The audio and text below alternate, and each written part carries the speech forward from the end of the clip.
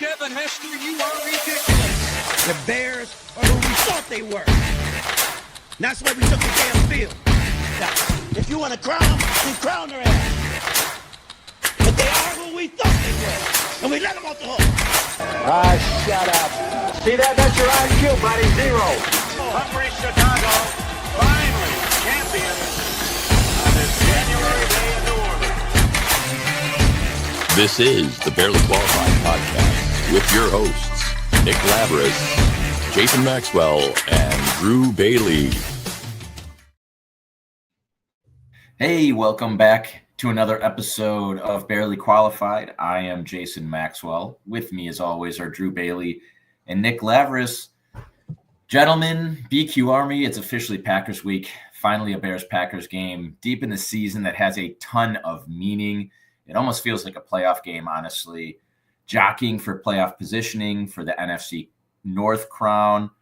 We're getting serious now. I honestly haven't been this excited for a Bears game in a really, really long time.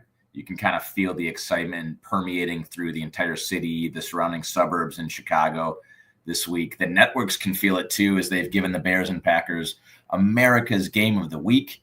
Always a fun thing when you can get America's Game of the Week in week 14 or later. It means you're probably in the playoff hunt.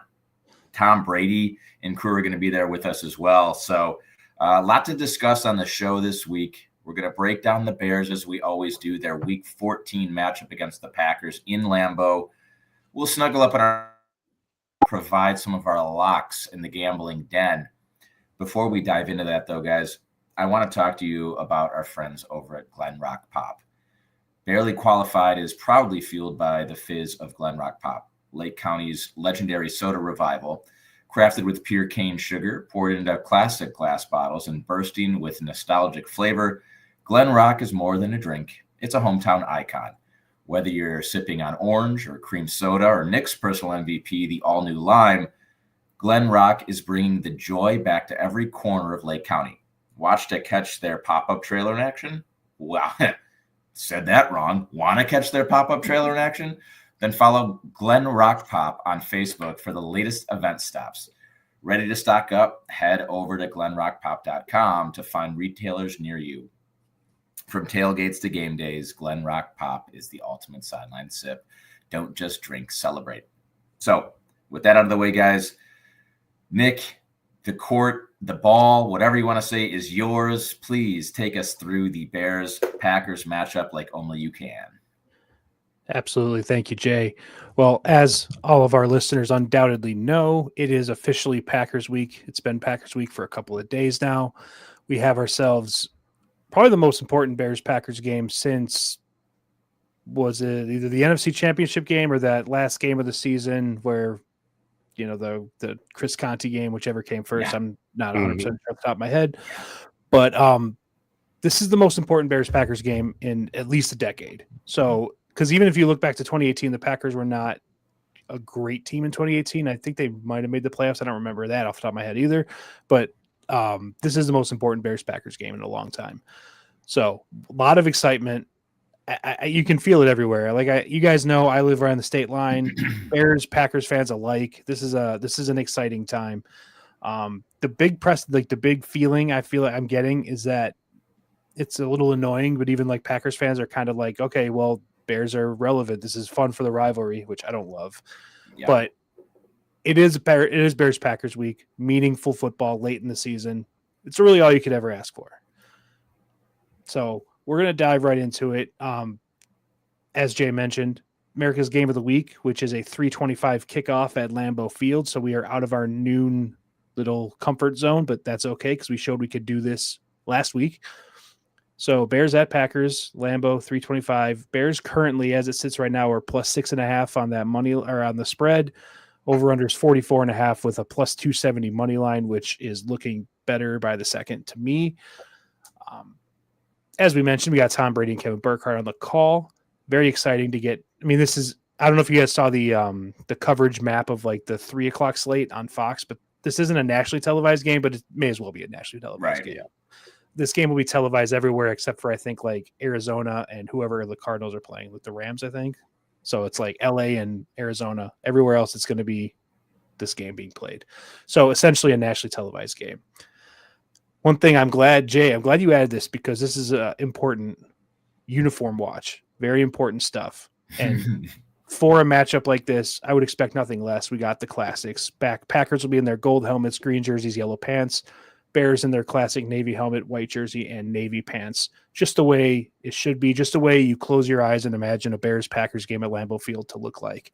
So that's exciting. I don't want to see – you can pull out those, alternates and fun jerseys for, the Jaguars or somebody like that. Like, let's leave the rivalry the way it should be.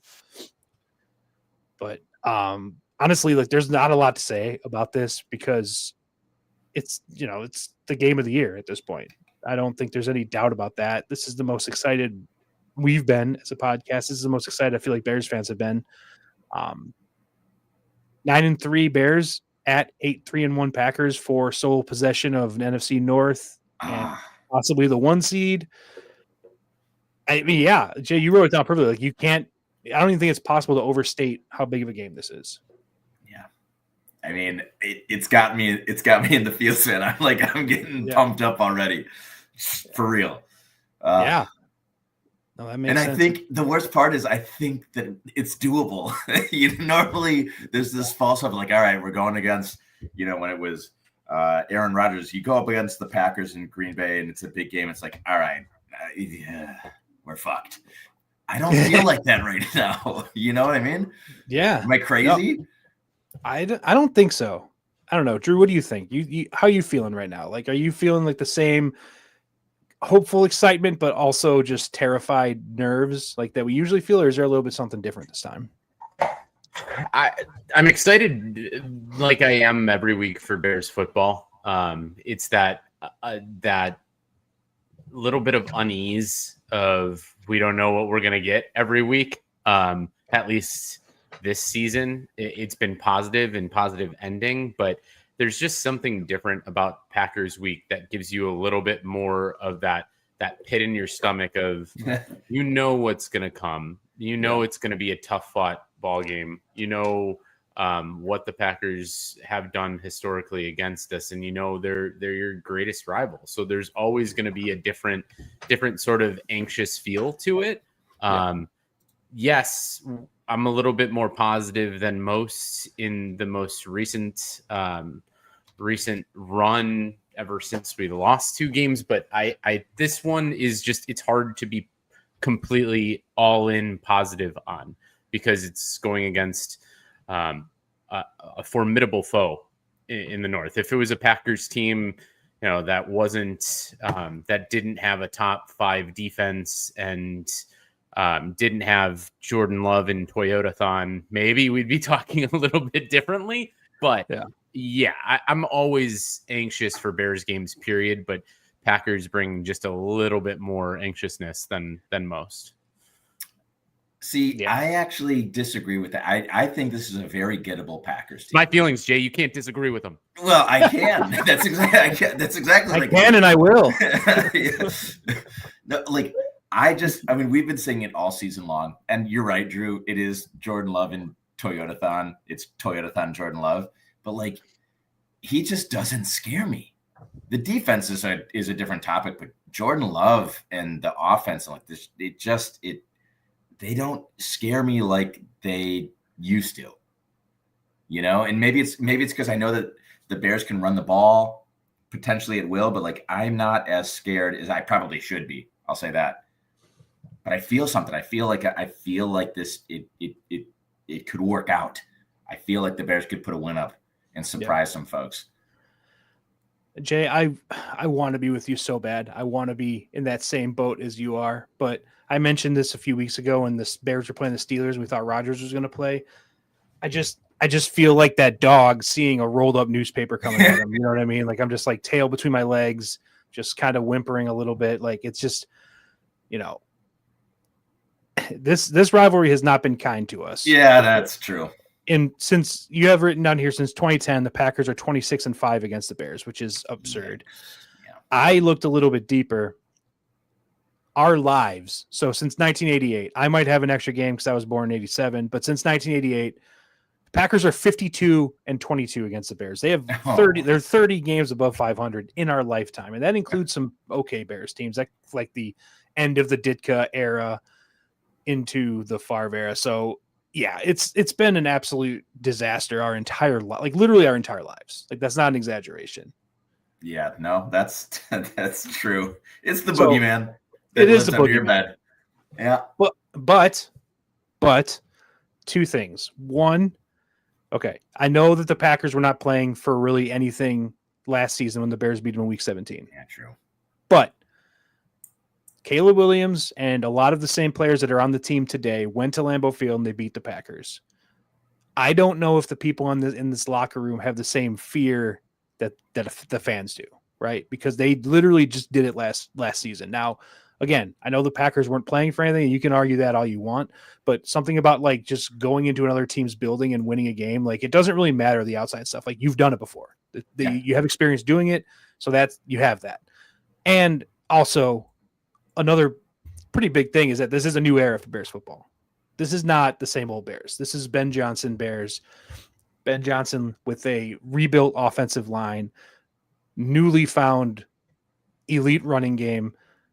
I don't know. Like, it does feel like I've like put on like my cocky face, like to be like against the Packers in the past, and I've been let down tremendously. The game, Khalil Mack's first game for the Bears kind of comes to mind, where they got to a big start and just an absolute heartbreaking, gut-wrenching loss. But it just feels different. It feels different. It does. Let's be optimistic. Let's embrace the possibility that we stand a chance. Like this isn't even a stand a chance. Like we could win this game. Yeah. I mean, you see that 6.5 point line and you get a little nervous, but I think there's a lot of history baked into that. There's no like the Packers are not a 6.5, 7 point better team than the Bears right now. I disagree with that. So I don't know, Drew. Sorry, you were going to say something. No, I make no mistake about it. I'm going to be confident that the Bears can win this game. It's I think one of you said it earlier. It's the boogeyman of the Packers that just gives me that extra sense of anxiety. Yeah. And the thing that encourages me, like Nick was alluding to, the players have a different feeling than we do with their recent win. But even in some of the words that they've been talking, like even Caleb acknowledged having success there helps his mindset because he knows all the stats and they know everything, but they're fresh. So I think the players are good to acknowledge that this is a big rivalry and something that is going to define them in the North, but shouldn't scare them for any reason because they've got the lead right now. They're in the driver's seat. So it's all about what you do, and you can't let a historical disadvantage maybe play out more than it should in one season. Yeah, that makes total sense. Yeah. I mean, look, I think I'm going to try my best to kind of put the past behind us and just kind of focus on this week. It's hard to do against this team because they've just beaten us so many times, but I am going to try my best to do that because I think that's the only way we can move on. We can't just keep. As a Cubs fan also, like I know this feeling well. Like you see your team up in the playoffs and then some errors start coming, some balls get booted around, some bloops drop in.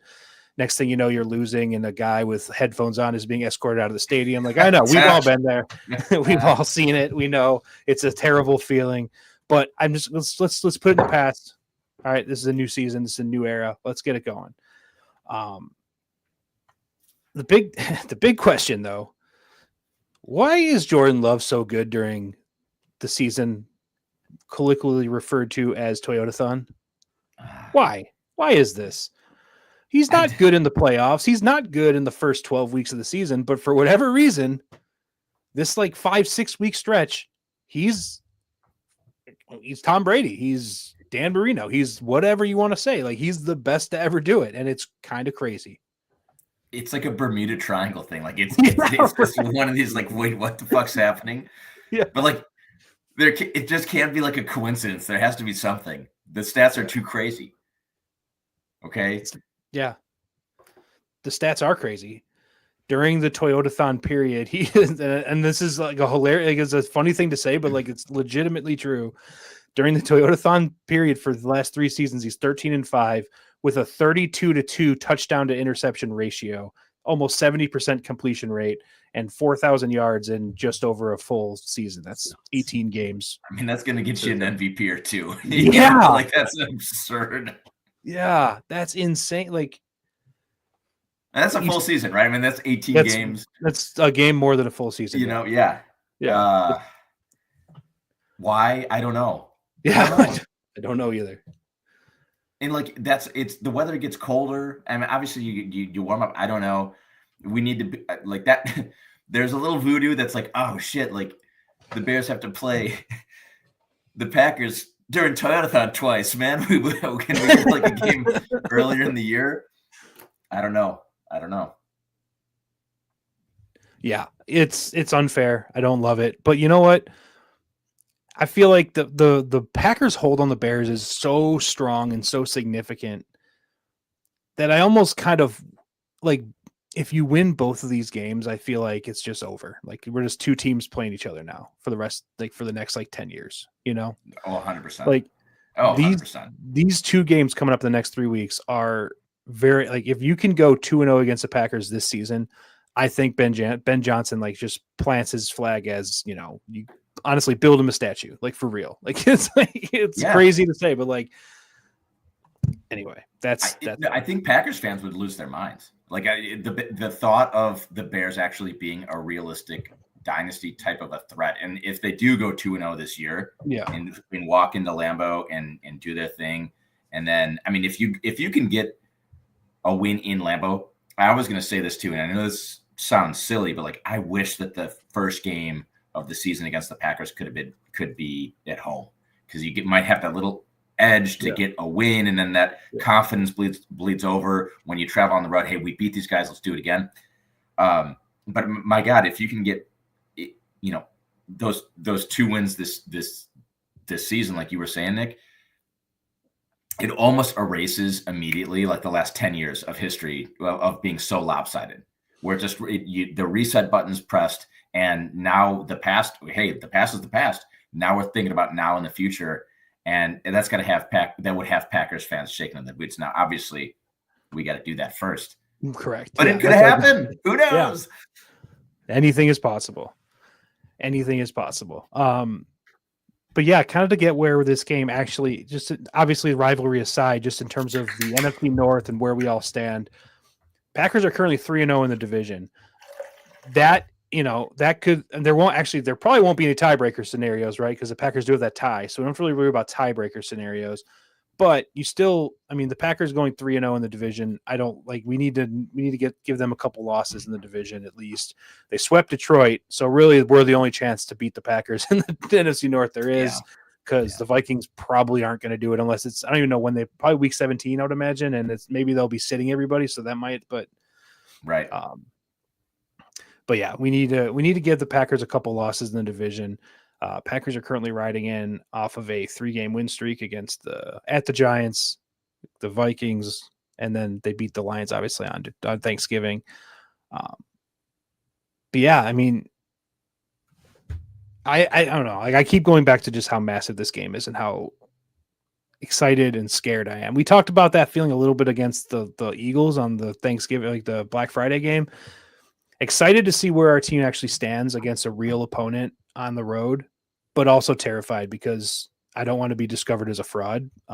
That makes me very, very afraid, but I honestly don't think they are. I don't think so either. We also, as fans for this game, when you compare fan base from Chicago fans to Green Bay, we have nothing to lose here. That's a good point. You know what I mean? If we lose the game, it's like, we were, okay, that's fine. Yeah. The Packers fans have everything to lose in this game. Yeah. And there's this boisterous kind of confidence that it's the Bears, it's my little brother, shoo. This is the first time that they're probably legitimately scared, because if they lose this, then their path to winning the NFC North is very difficult. And like it like you said, it's that same kind of theory of if they go 2-0, it's like, oh shit, we got something to worry about here. The good news for the Bears is if they don't get this game and win this game, we got another game against them at home later on. So it's scary time to be a Packers fan. You have a lot to lose. We have nothing to lose. And on top of that, I just want to say, this rivalry to the Packers does not mean as much as it does to us, because it's kind of our eternal hope that one day we'll get over the hump and beat the Packers, blah, blah, blah. To the Packers, like, this is kind of the feather in their cap. Like, oh, look at us. We dominate the Bears, our biggest rival, the two oldest franchises in NFL history, and one can't beat the other because we're the best. We're better than them. Yeah, sure, they do. They beat us, and they always do. They go on to the playoffs, though, and they get beat by the 49ers. They get beat by the Eagles. They've won in our entire lifetime domination of play. Like, they've won the division more times than probably the rest of the teams combined, probably more than half the time. They have 2 Super Bowls to show for it in 38 years. So the Packers are not some like national juggernaut that they think that they are when they talk to us. They like looking down on us. So this rivalry means a lot to them, so that they have that, because without that, they kind of don't have an identity. Their identity is better than the Bears. That I never thought about that, Nick, and that is really well said. Yeah, I also want to say, Nick, fuck you, Paul. Nick, I'm glad you brought up the F word, not fuck you, but the frauds. Jay brought that one. Yeah, I've been hearing that in a lot of places this week, of whether it's sports media, social media, whatever, and it's mostly been from Green Bay fans, and I get it. They're trying to shut down a team that has some hope that hasn't been felt in a while. And to me, it just brings up such a sense of insecurity with where their team might be at and where like a team might be surging, because really, how can you see a team? There's 5 teams that have 9 wins in the NFL right now, and I'm not hearing a lot of them be called frauds. So like, if you're really going to discount what the Chicago Bears have done, you can pick apart their matchups, but I wouldn't call them frauds, because you don't win 9 games in the NFL through week 13 by being frauds. It's just, it's not possible. Yeah. I mean, you look at the New England Patriots schedule, who is number 1 in the AFC and has the best record in football, tied with the Broncos, I believe. They have a softer schedule than the Bears, and Drake May is leading the MVP conversation. Right. You know what I mean? Right. So I don't know where this anti-Bears bias is coming from, but I agree with you, Drew. I think the storyline is started. I think the national media wants to latch themselves onto the Bears because it's fun. And Ben Johnson's fun. Yeah. I truly do. And I think that the fraud word comes about because there are people that will never like Caleb Williams because he paints his nails, because he's this, that, or the other thing. He's cocky, he's this, that, or the other thing. And I really do believe that like online commenters are going to kind of just stay in that corner and want to root against Caleb and therefore the Bears and delegitimize what the Bears have accomplished. But I think that the national media in general and like the ESPNs, I think they're going to gravitate and really latch on to the Bears. I mean, it's Chicago wants this so bad. The people of Chicago, I mean, we don't have to go into detail about how dry our sports fandom success has been recently. It's just been bone dry. Like the turkey coming out of the oven, it's dry. But there are people, there are media outlets. I don't sound like a conspiracy theorist. There are things that want to explode with just fun and joy and gravitate towards this. So take that for what it is. Don't even know what my point is anymore. Apologies. No, that's okay. Hey, this is an emotional week. Nobody can, we're not going to hold you to your ramblings or anything like that. We're all here together. I'm going to listen to this tomorrow, and I'm going to be like, "What the fuck was I talking about?" That's okay. That's okay. Yeah. So I think in order to kind of get back into the actual game itself a little bit, I do want to talk. The Packers have a starting guard, Elgton Jenkins. He's a veteran. He's been on the team for a while. He's on IR with a fractured lower leg. The Packers' offensive line is in bad shape, which, I mean, is that going to matter for our pass rush? Probably not. But will we be able to maybe stop the run a little bit better because of it? I think that's kind of where I'm drawing my optimism from there. I don't think the Bears' pass rush is going to get there. But again, being able to stop the run will be a big piece of winning this game. So I think that's something to keep in mind. Also on the injury front, as we are all probably aware, Tucker Kraft, their star tight end, probably one of the best tight ends in the league right now, also out for the year. He's kind of the engine that makes that team go. So him not playing definitely gives you a little more optimism, right? That definitely helps because he is a matchup nightmare, and having him not, patrolling the middle of the field against our injured linebacking core is very helpful. Musgrave is not a slouch at tight end, but Tucker Kraft is one of the best tight ends in the league, so it's definitely a step down. So that's important. It is. Sorry. Josh Jacobs is banged up. That's a big potential injury. Their receiving core is banged up. Although Christian Watson came back,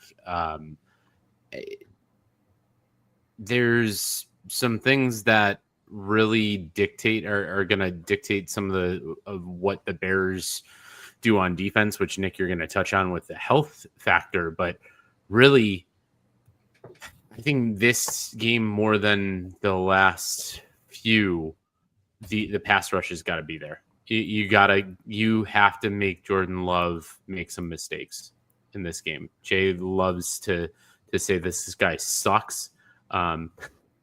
And I hope that's true for this game, especially. One of our friend of the show, listener Sam Katz, has a bet with another one of our Packers friends that Jordan Love's going to throw 2 interceptions. So we're hoping for that. It's not gonna happen without pressure, without the pass rush this week, mostly.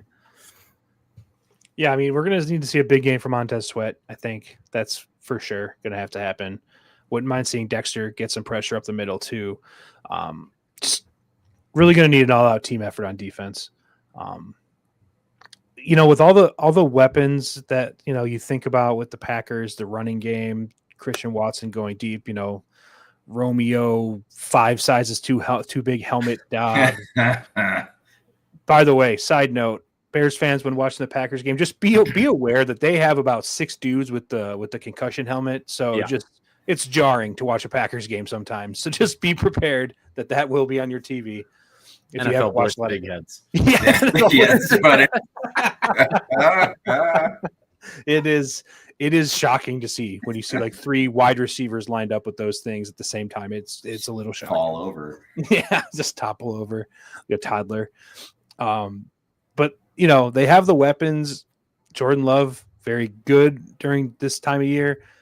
Up to now, they're really middle of the pack on offense, though. They really are. They're 13th in the league in passing yards per game at 223. They're 16th in the league in rushing, which honestly surprises me. I thought they were a very good rushing team. So they only average 117 rushing yards per game. So does the fact that it's only one game in Toyotathon, does that mean anything to these numbers? I don't know, maybe. But I think that what you're looking at here is when you kind of take, get the uniform out of your head and you don't talk about, you're not talking about the Packers, talk about just a Bears opponent. They are a very beatable team. They're very beatable. Like this is not the elite team that we saw in the first 2-3 weeks of the season. This is a good team, but it's not like an elite team that you have to worry about it getting away from you. I don't think anyway. I agree. I was thinking about this, and bear with me, this could be a very stupid comparison, but I was like, you know what? The Packers this year remind me of the Houston Texans this year, just with a slightly worse defense, and again, slightly worse. I mean, it's the best defense in the league on the Houston, so it's still a very good defense, and a slightly better offense than what Houston has. But other than that, I feel it's like it's a defense first team with a slightly better offense, and I don't know. No, I can see that. You know what the Packers do a great job of is Jordan Love. I think he's a terrible quarterback. And terrible is a stretch, but you know what I mean. Like, I don't think he's anything special. I think if you take him out of the Packers offense, he could be very bad on multiple different teams. That's my true thought on Jordan Love. I give a lot of the credit of Jordan Love's success to his coaching staff. Yeah, he doesn't turn the ball over though, right? And that is kind of the team that they want to have. We're gonna not turn the ball over. We're gonna crush you on defense. And we're going to make enough plays and score just enough points to win 9 games, you know, or 8 games, be 8-3. And that's the way I see them. I could be wrong. Maybe they're juggernaut. Maybe they're going to go deep in the playoffs. But it's just, they just seem gettable. Yeah. No, I agree with that. Just to kind of button up the Packers offense versus the Bears defense a little bit, just a stat that I found today. I shared it with you guys, and I wanted to throw it out there. So obviously the Bears defensive numbers, they've been trending better lately, but they've still been a pretty bad defense this season in terms of yards per game allowed, even points per game allowed. They give up a lot of yards, sometimes a lot of points. One thing I'll say though, and this is per Nate Tice, who I don't know who he is, the Football 301 podcast. Never heard it, but he gave me a stat that I like, so I'm going to run with it.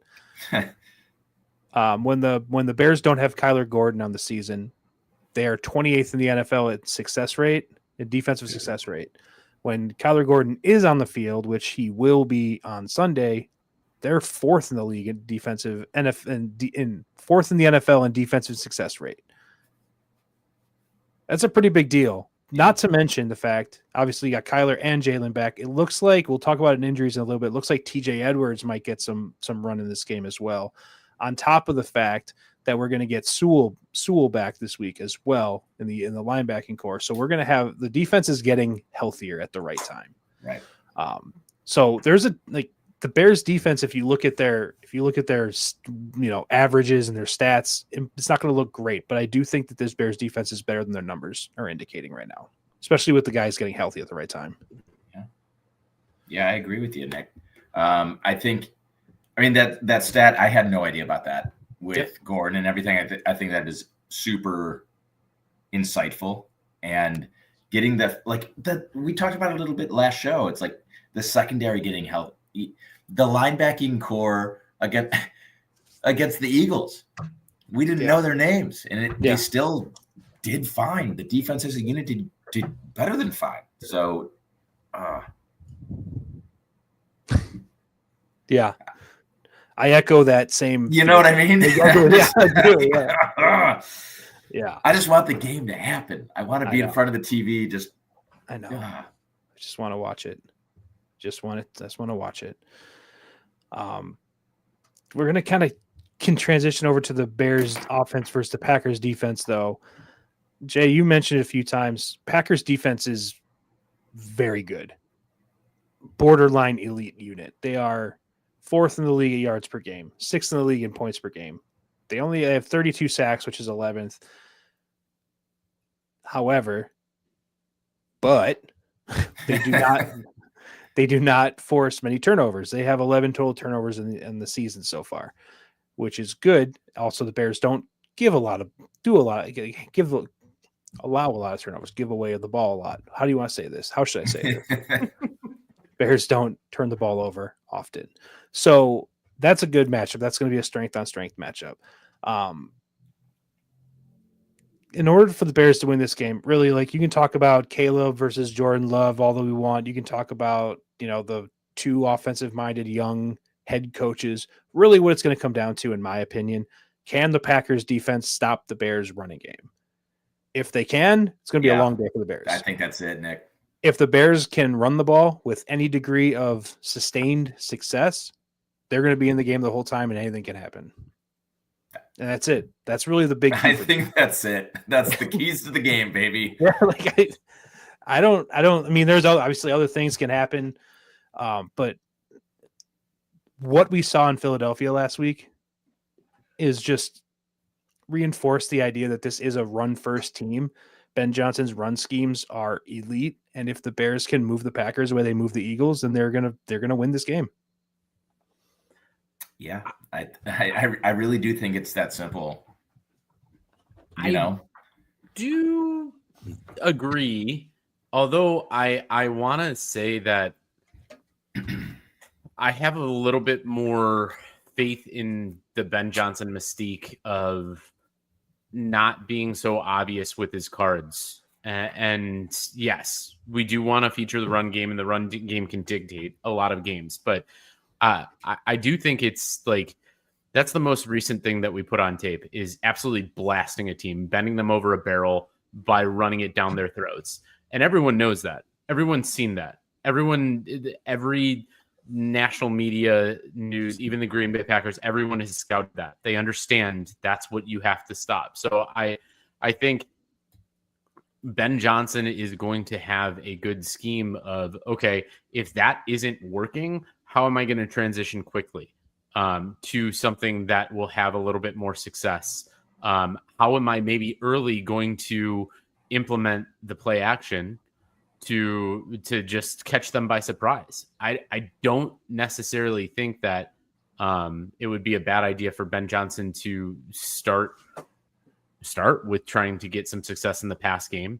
And then because I don't think the Packers don't strike me as a team that's going to come out and they're going to score 14 points on you in the first quarter. They're very monotonous. They're very slow. They want the game to be dictated at their pace with some of their run game and their defense. So I do think Ben Johnson has an advantage here of putting that tape out of bending a good defense over a barrel in the run game and take a chance in the pass game right away. I know it's a good thing to lean on, but with the run game, but I really don't think you need to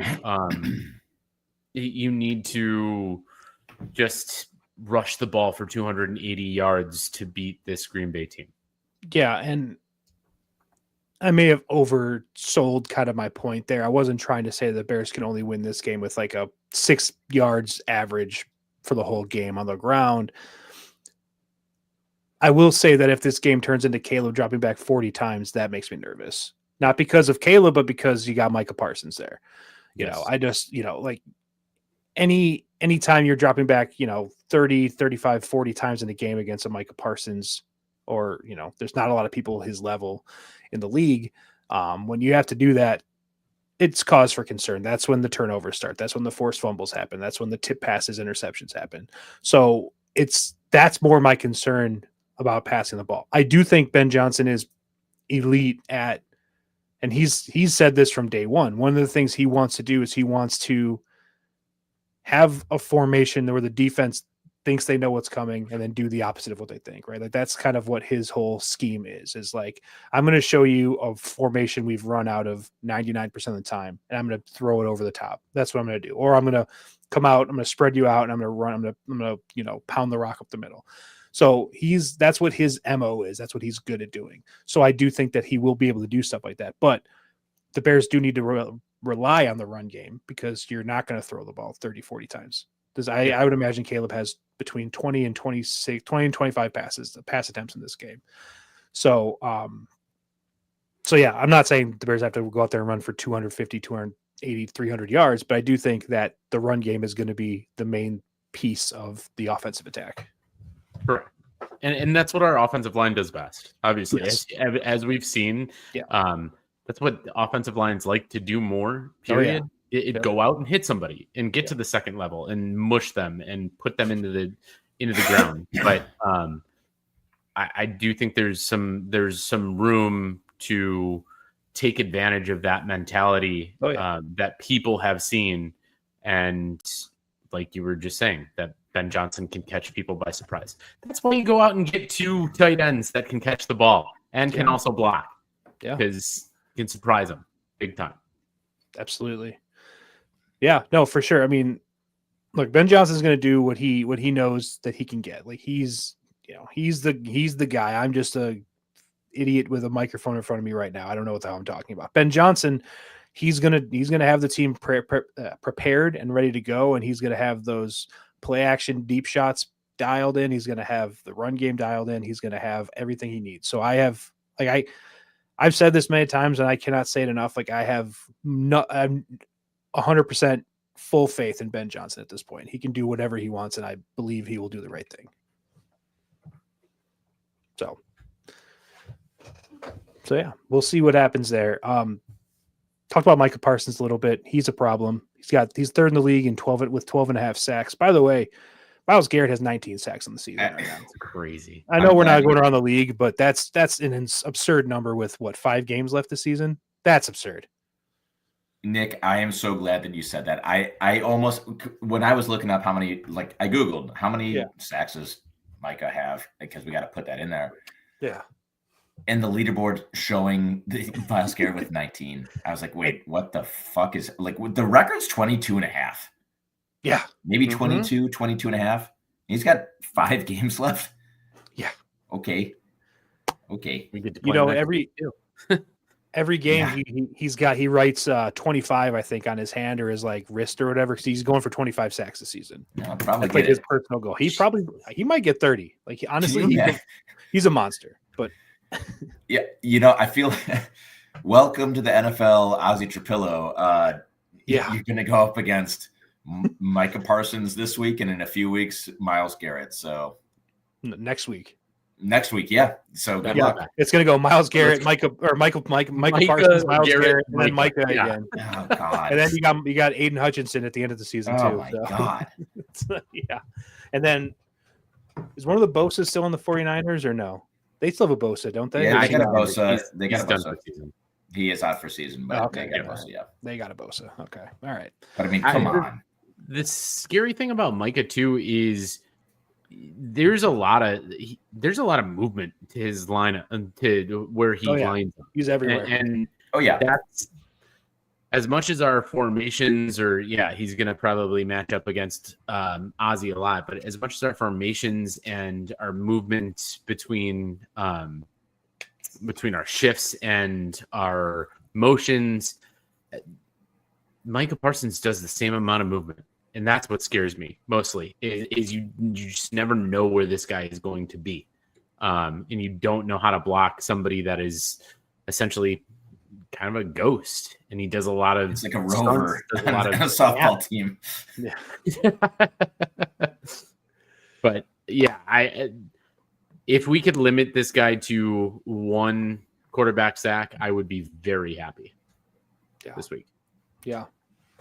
Also, this might be a game worth pulling Caleb aside and like, hey, look, I know you're really good at getting away from sacks, but let's not have like the TJ Watt situation happen again. Let's, always be aware that Micah Parsons is probably around, ready to bat that ball out of your hand. So let's not, do anything superhuman. Let's just, sometimes take the sack, right? And I think that's hold on to that ball and take the sack sometimes because it's going to happen. Micah Parsons is that good of a player. So I think that's worth talking to him about as well. So how do you neutralize a Micah Parsons? Well, we really can't, but the best thing you can do, tight end chips, running back chips, and then hope that he's, hope that he twists his ankle or something. I don't know. Yeah. He's really good in the locker room and start going nuts. He is quite good. He's a nightmare. Like I remember when the Packers traded for Micah Parsons, I was terrified. I'm like, that sucks because he's so good, but we'll see. Wouldn't you feel so much better about this game if he just wasn't on the team?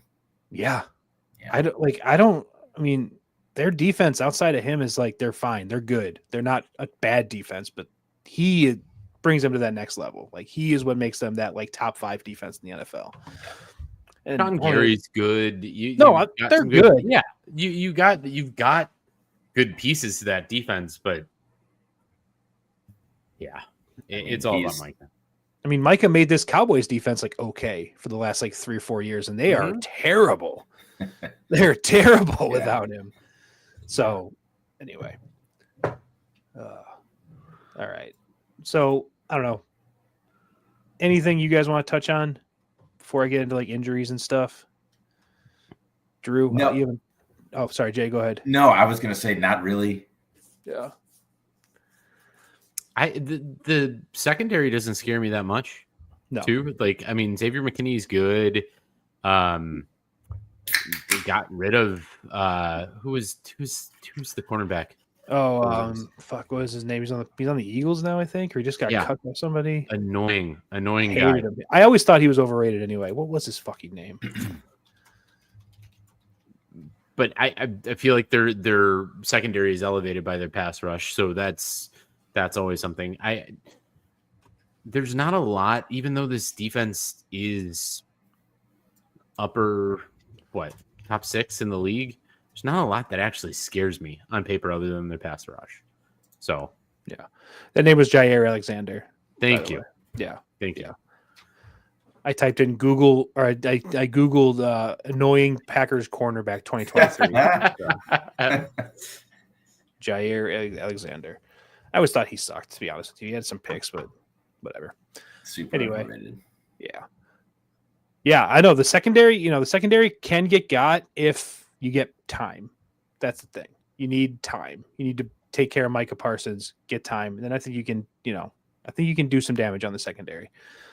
So, I guess we're gonna see. We're gonna see. Like, I mean, I keep saying that. God, Jay, I'm right there with you. I wish it was Sunday at 3:25. I know. Right now. I feel like it's like Christmas. I just want it to be here.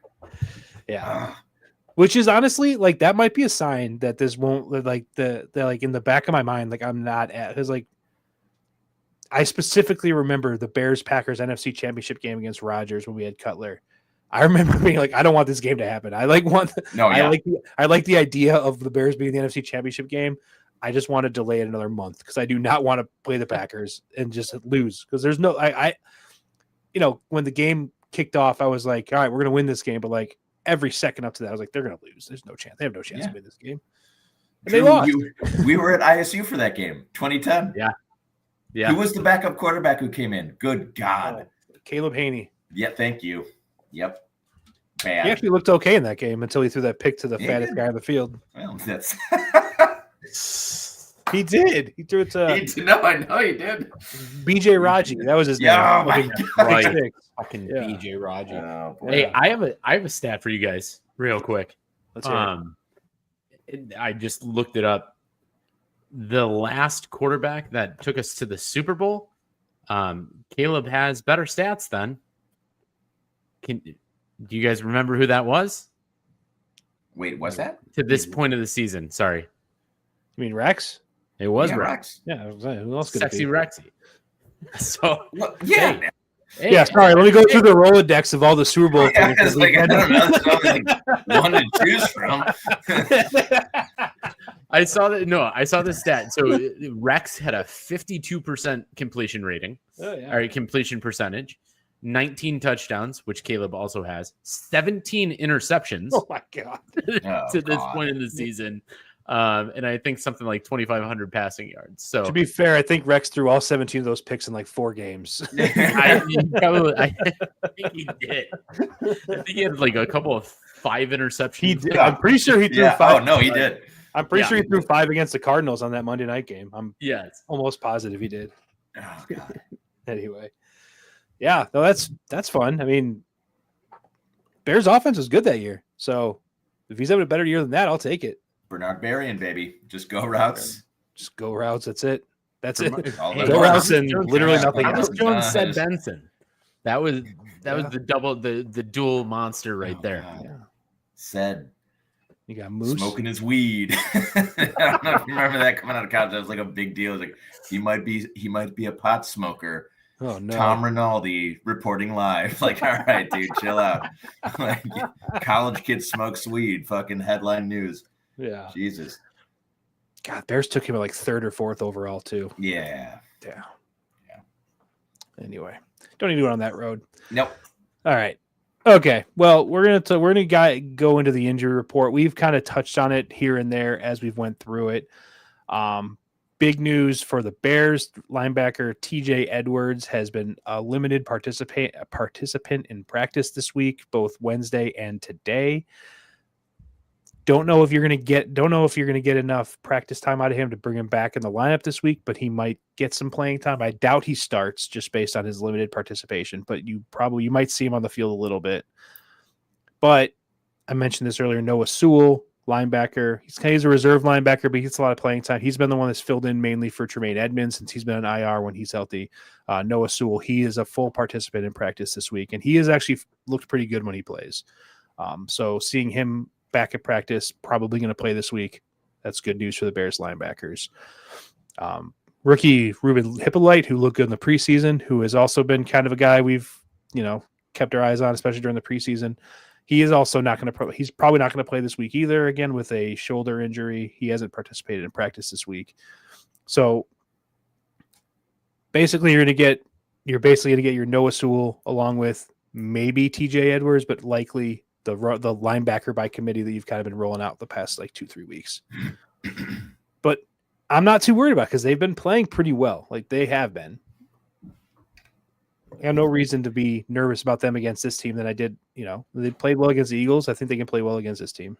Agreed. You understand a defensive system, that's fine. As long as the secondary and the defensive line, the two other complementing aspects are healthy and are doing their jobs, it should take away the heavy leaning on that other aspect. And can rotate guys in that are healthy. Things that scare me, Rome being a DNP both days, not great. Tyreek, Jay, you've touched on it a couple of times. Not a scary thing. Tyreek, is he QB? Is he CB1 or even CB2 at this point? Probably not. CB5, to be honest. I was going to say 5. I don't care. He's better. Is that too strong? I don't think so. He is better at playing on the outside than CJ Gardner-Johnson and probably Kyler Gordon. But he's clearly the number 3 outside guy. And then I would rather have, both of the nickel guys in there over him. So I don't know. Yeah. If he comes back, cool. Cause I think he is a solid, he has moments. He's had some good plays this season. So I think he's had moments, but yeah, I'm not counting. I'm not checking I'm not refreshing Twitter every second to see if Tyreek Stevenson's going to be available this week, Yeah. But Drew, you mentioned the D line. We're going to get some D line help back this week as well. Andrew Billings, who had a concussion, he's going to probably play. It looks like he's a full participant in practice both days. Just some more depth up front, help you stop the run. Not really much of a pass rusher, but he is a guy that can eat some bodies and clog it up in the middle. So hopefully he'll help stop the run game. Dominique Robinson is also kind of a reserve defensive lineman. He's a full participant in practice this week. But the secondary is kind of where we've been focusing on for most of the season. Jalen Johnson, he's still a full participant, so we should expect him out there. Guys, Kyler Gordon's not even on this injury report, which is awesome. Love that. Yeah. Love to see that. So the secondary should be pretty healthy. Nobody in the secondary is on the injury report, with the exception of Tyreek Stevenson. So secondary is the healthiest it's been all season, which is great. And then Joe Thuney, though. Joe Thuney getting his Thursday, scheduled Thursday off day, which again, don't care. Let him take as many days as he wants. He is killing people out there, so I am happy to see it. I just gotta know. I gotta know what his activity, what he's doing on his days off. I would love to have Joe Thuney on the pod to say, what are you doing on your rest days? You hitting the links? You hitting the slopes in the wintertime? What's your thing? You think they have a sim at Hellas Hall? They probably do, right? Good. They probably have whatever they want. Yeah. But he strikes me as a guy who's, he's sweeping up grandma's porch and helping her, to get some groceries. You know what I'm saying? Yeah, he's just a good guy. Yeah. Just a good dude. One thing I didn't mention on the injury report that is a little bit more cause for concern as well. Kyle Monungai showed up on the injury report with an ankle injury. Didn't practice yesterday, limited today. I don't know. I think the fact that he is practicing today is a sign that he probably will play. May have been a precautionary thing. I don't know. Is this a concern for you guys if Monangai is like limited at all or can't go? For me, it's not so much. I think Yeah. that they had enough time to the Friday game last week, get people healthy, keep them fresh. I think there's some strategy in getting people some additional rest. Also, I haven't heard anything from like Twitter that was like, overly alarming, and that's probably mostly. I think he'll probably go. Yeah, but. Yeah, and I little concerned, but I will say I'm sorry. I'm not trying to transition you ahead of time, Nick, but it is very encouraging to see a longer injury report on the other side on another team than us, because that thing that the Green Bay Packers have going on, granted, it's a lot of limited participants, some full participants, but like that thing is like that's a page long, and Jay, it looks like you had to minimize that. I did. I had to do a lot of stuff to get all of those players in one screenshot, dude. No, for sure. Before we go to the Packers, really quick though, do we know what's actually going on with Rome? Because I don't have much of an update on that, and 2 DNPs in a row is a little bit concerning. Yeah, no, that is concerning. Quick Google search did not give me any definitive results, so I will have to get back to you on that. No, for sure. But that is look, if that's the case, Luther Burden, step on up. You know what I mean? That's just kind of the way it's going to be. Luther, you're going to have OZ step up a little bit. Yeah. Maybe Drew's guy, kick returner, going to maybe get some passes thrown to him.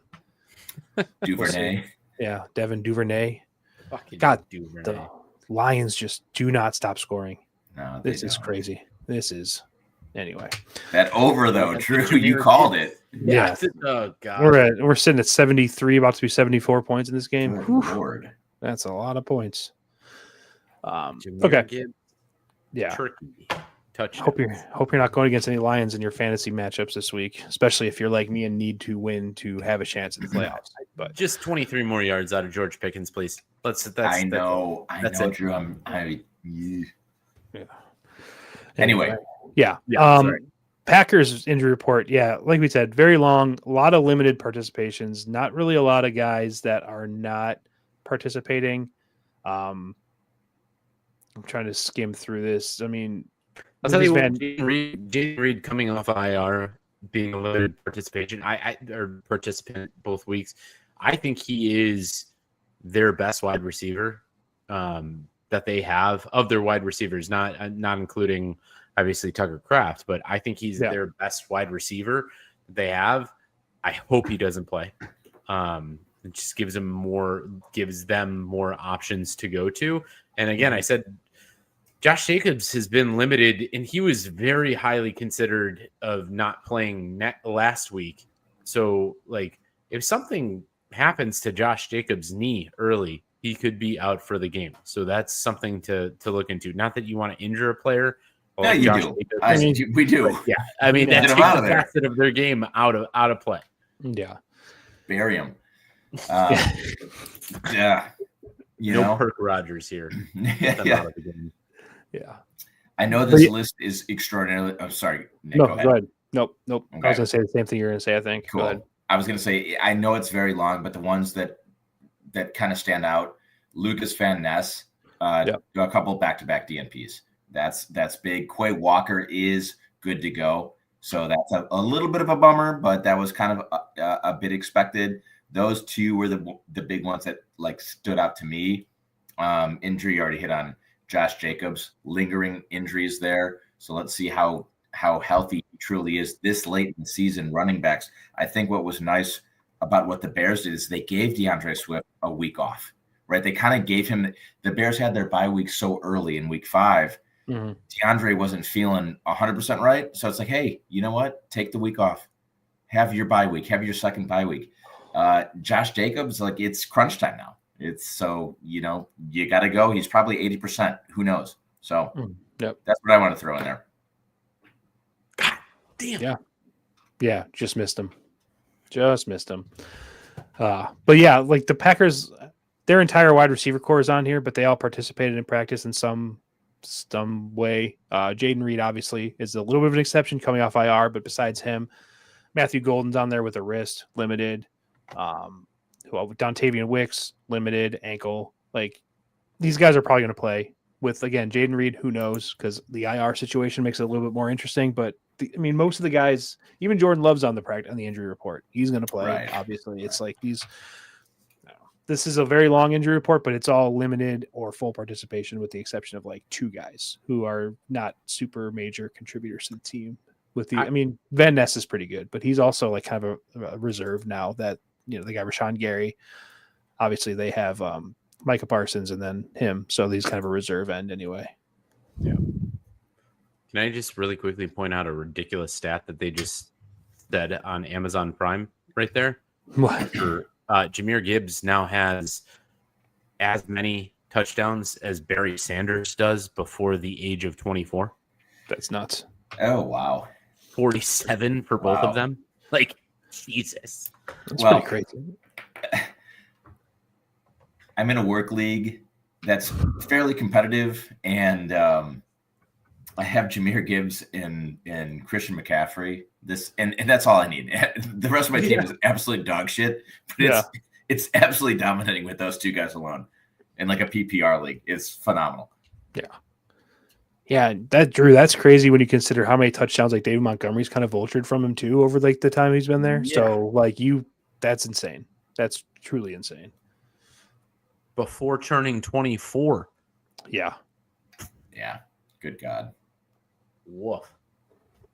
And that's all time too. Barry Sanders, had nobody else. Him and Barry Sanders, and that's it. But sorry. No, that's pretty good company.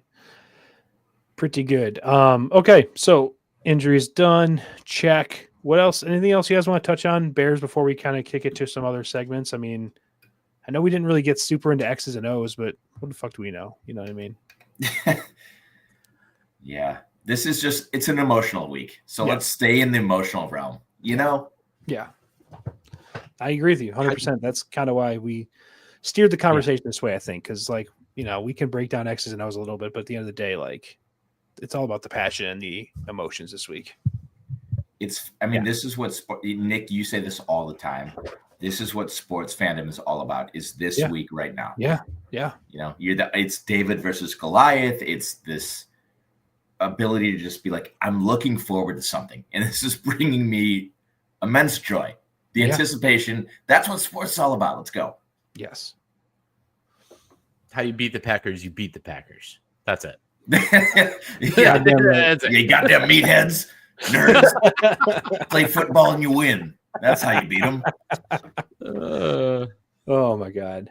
All right. Well, cool. That's going to do it for our Bears Packers preview. So, Jay, let's kick it over to you. Let's get into the fantasy corner.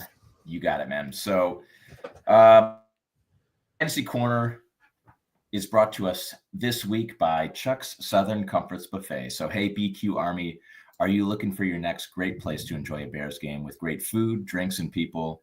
Well, look no further than Chuck's Southern Comforts Buffet on Cass, just off of I-55 in Darien. Chuck's has great food and drink specials for every day of the week, and for Bears games especially. You can find a link to those and their menu in our descriptions and bios on our socials. $3 PBRs, $5 Yingling pints, and more for their Sunday specials, with a wide open layout for bar. With a wide open layout for bar patrons, including slots, seated dinner guests, and even private event spaces. Chuck's has everything you need for your next outing. So get on down there and tell them that the BQ boys sent you, and maybe we'll even see you for a Bears game or 2 this year. All right, into the fantasy corner we go. The Guillotine League is dwindling down in participants. There's only 5 people left. RIP to Adam. Adam had a fantastic team and a really, really good team. So with him being out of the league, a lot of top talented fantasy players became available.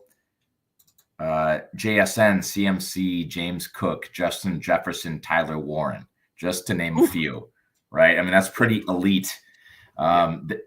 So those guys went back to the pool. There's only 5 people left in the league to make bids 4 of which had money to bid on people, 1 of which did not. That was me. So I'm on the sidelines. Guy. Yep. Hey, And you Go started Javante. Or I'm not. Did you start Javante? yeah, tonight Yeah. I did. Javante had a good. It'd be nice if they got down to the goal line here and got him a touchdown. 13 points, though. Serviceable. It's just a scary dude. It's so scary right now. Sam hoarded. I mean, he, computers, calculators. He's a smart guy. He knows how to play the game, and he's doing his thing. But he got CMC, James Cook, I believe, and Justin Jefferson, all in that for like pennies on the dollar. So he's pretty much stacked. I forget who spent on JSN. He went for the highest amount, which makes sense. He's going crazy this year. But it's going to be an absolute dogfight. I'm basically dead in the water. I'm predicted to be cut, and rightfully so. Like, I spent so much money on Drake London, who's probably going to be out again this week, and then Nico Collins, who's got CJ Stroud throwing the ball. Like, that's all I got. So we'll see how it goes. Anything is possible, though, But it's. I mean, just to reiterate, and not to spend too much time on it, it's been a blast. We'll see how things work out.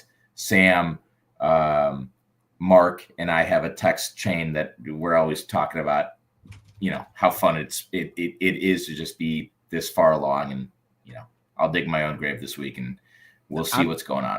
I'm still texting. So Balls Deep is Tom, my buddy, who I'm in a fantasy league with. He's got a team.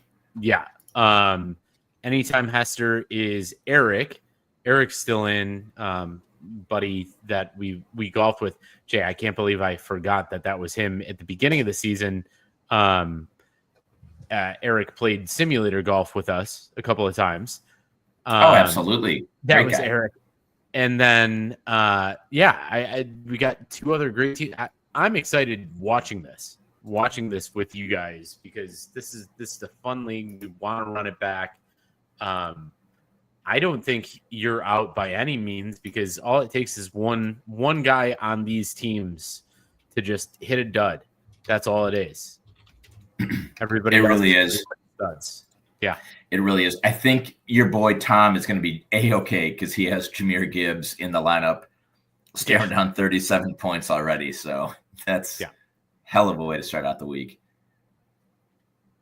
Starting Jalen Hurts, though, that hurts. Wow. That's one of those. No, it is. It is. But no, it's been fun. Drew, thanks so much, man, for thinking of this awesome idea. Everyone that I've talked to has had an absolute blast. Even my wife. Yeah, that's right.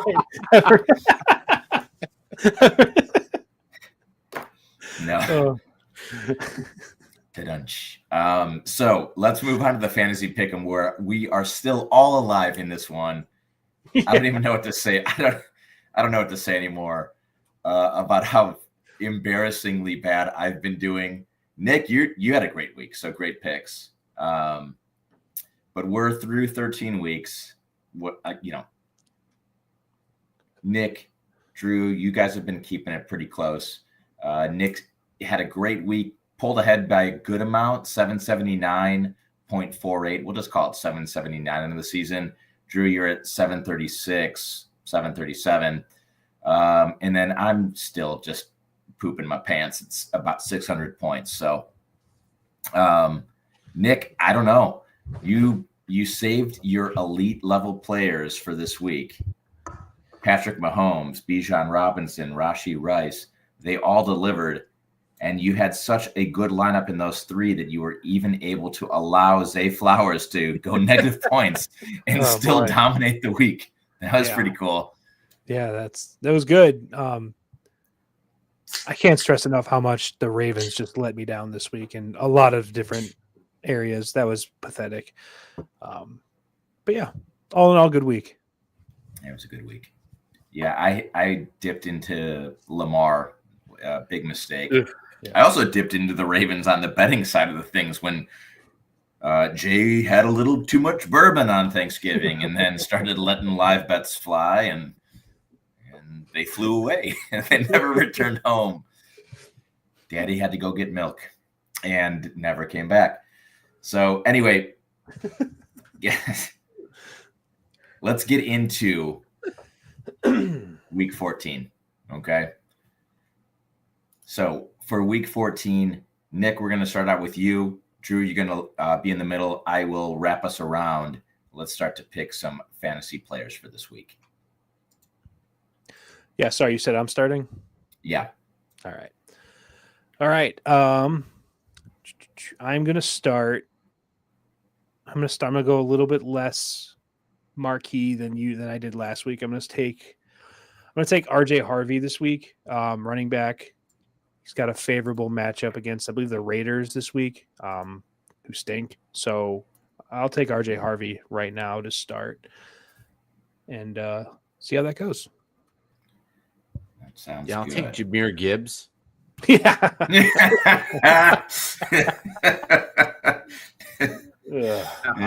It can't do that. You can't do only, that. if only. Yeah. Yeah. That would be that would have been a fun thing. I also took him in week 10, so can't do that. Looking at just some high scoring games, I think he's still quarterbacking. If you guys give me the option to switch, that would be very, very nice of you two. But I'm going to take Jacoby Brissett as a quarterback.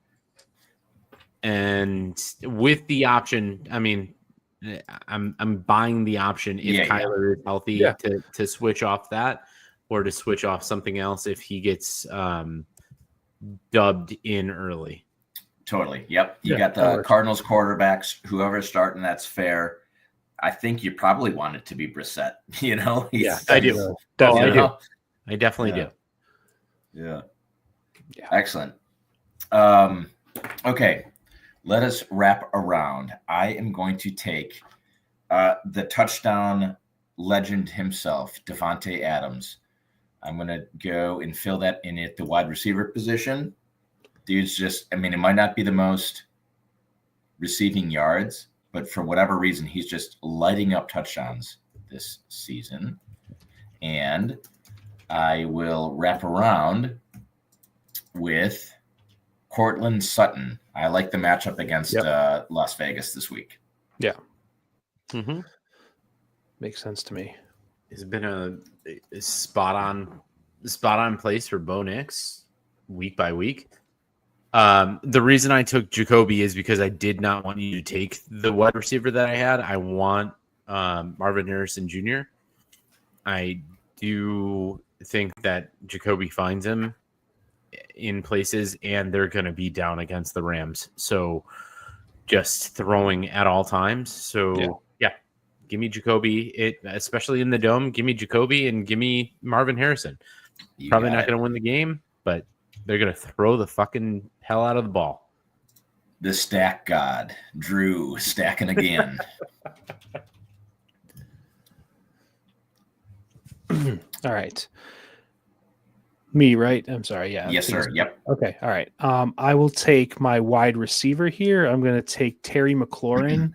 In his return to the lineup last week, he looked like he was easily the Commanders' number one receiver. In his other game he played this season, and yes, I did say other game he played this season, he has been a very frustrating player this year as a fantasy owner. He was also the number one receiver of the touchdown. I think when he plays, he's very good still, so I'm taking Terry McLaurin here with my wide receiver. And then, Drew, to kind of bounce off of your idea, like the Cardinals against the Rams, Cardinals throwing, I am actually going to flex a tight end. I'm going to flex Trey McBride right here in my flex spot. Nice. Yeah. I was going to do that, and I thought I took him. Shit, I didn't take him. You should have done that, Nick. Whoops. Wait, you were going to take him today? I was. I wanted Marvin Harrison first. I was going to go all three of them. Damn. Yeah. Hey, it is what it is. I honestly, I would if I would have known you were gonna do that. I wouldn't have done that. I didn't realize you were gonna go We don't triple play card. You don't go triple cardinal very often. I was going to say, not many people do. Not many people do. Fantasy pick'em. All right, so it's gonna go with him, but all right, I need a running back and a flex. Oh man, I don't like it, but I'm gonna pick Breece Hall. Oh, Breece Hall is. I love that. Yeah, he's at home against Miami. Shit game. That's you just gotta hand the ball to somebody. Tyrod Taylor's the quarterback. I'll be honest. The Jets' offense has not been terrible. Yeah. with Tyrod as quarterback. I couldn't agree more. More on that to come in the overs of the week section, Nick. There's a line I love, and it might be a smelly matchup, but yeah, I love Breece Hall. Actually, if I didn't already take him, I would have him nominated. Yeah. Well, I was looking at one name, and I think we picked them all. I'm just going to say, if either of you haven't picked Devon Achane, he should be picked this week. I picked him last week. Yeah, I picked him. And I also think we all have. I think we all have. Thank you, Control F in the spreadsheet. Just fact checked myself. Haven't taken Breece Hall, so good pick though, Drew. All right, I'm gonna wrap it around. This is actually kind of funny because you guys have both picked who I'm about to pick back to back, and we have a lot invested in the Arizona Cardinals versus the Rams. I'm just going to say that. So without further ado, my quarterback is going to be Matthew Stafford. My running back is going to be Kyren Williams. I don't know how this is happening. There is a lot of players in this matchup. Literally anybody. There's one player that I think we all took Puka already, right? Is that why he's not? Yeah, that's why he's not. Yeah, we could not possibly take him. He's the only player in this matchup that's worth having on fantasy that is not on one of the rosters. I know. It's probably going to be 7-3 ball game. Oh yeah, disaster. Disaster. All right. Got to go off the board here. With a flex, hang on 1 second here. I am going to go with a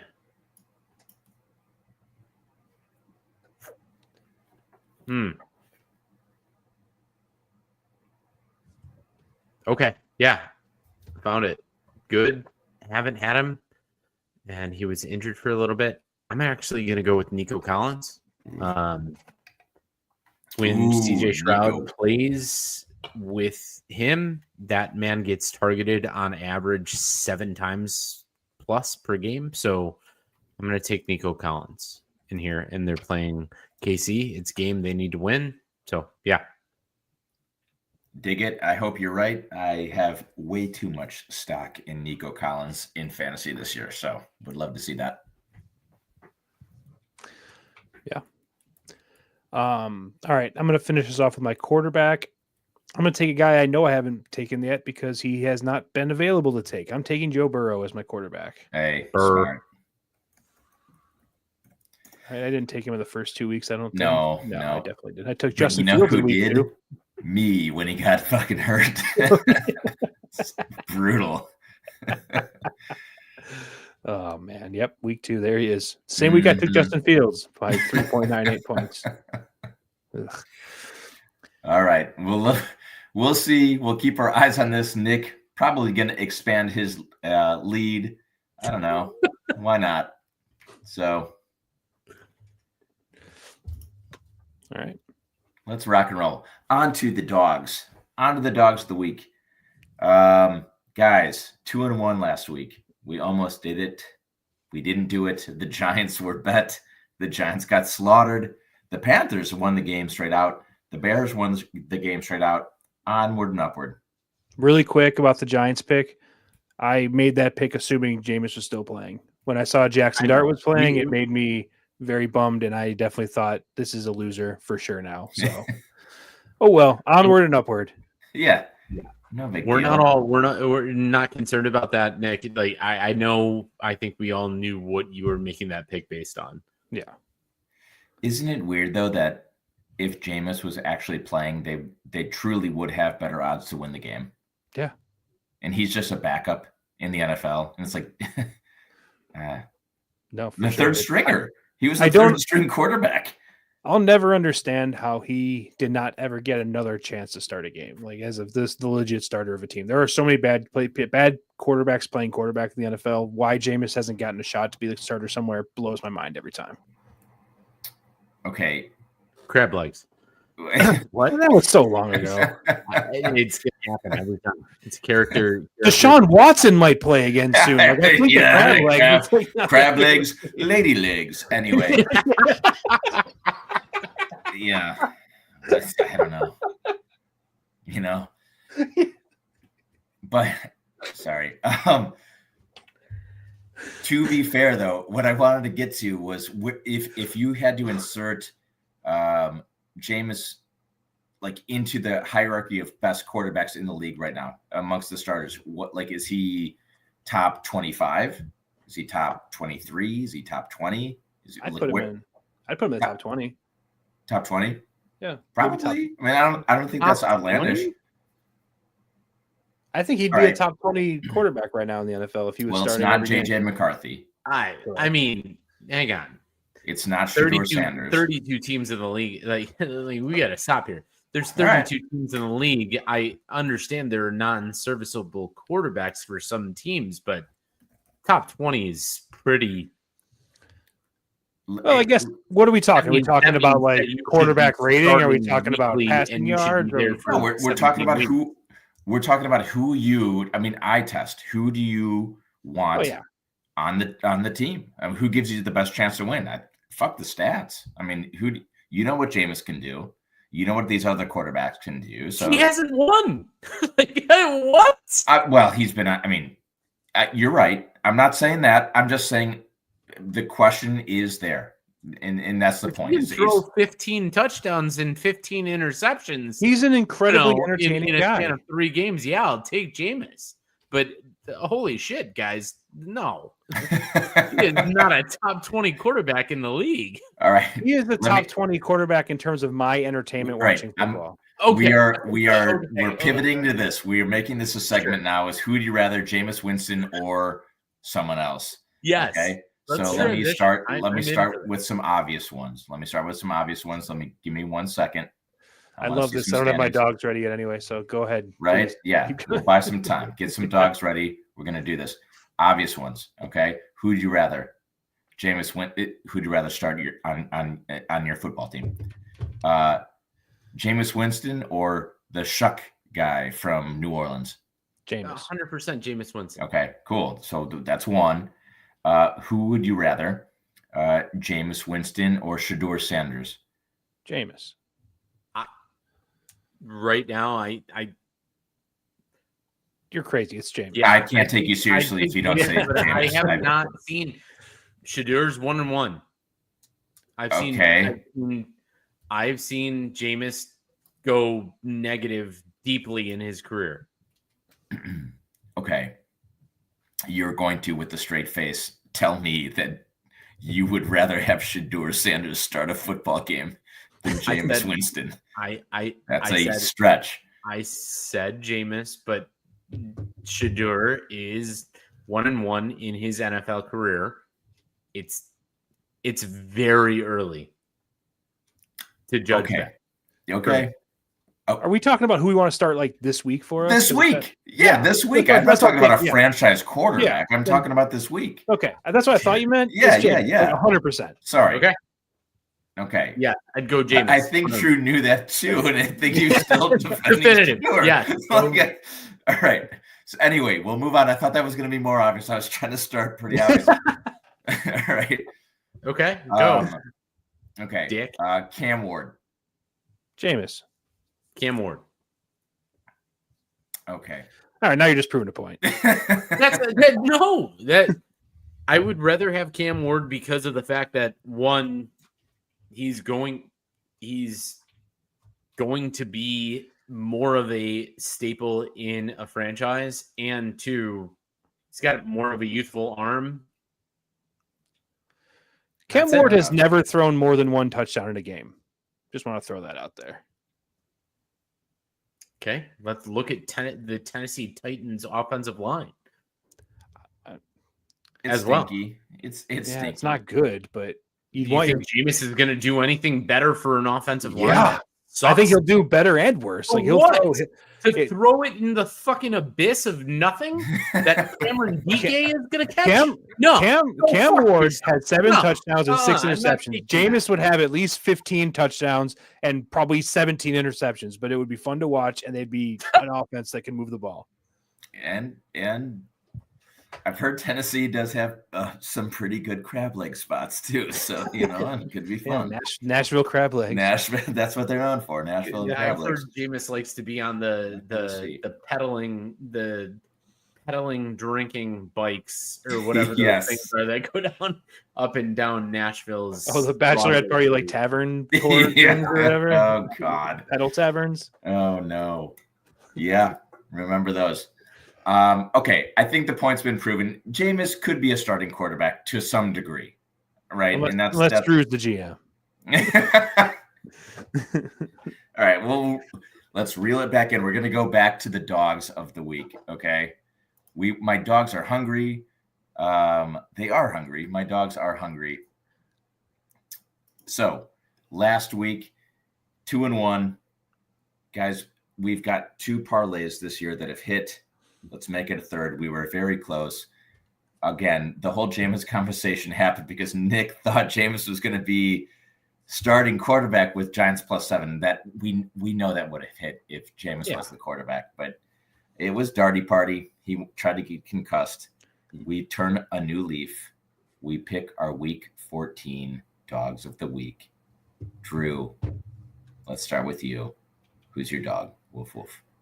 Oh man, I got 2 really dirty picks that I am liking, and I don't know if I want to go with that or if I want to try to go conventional.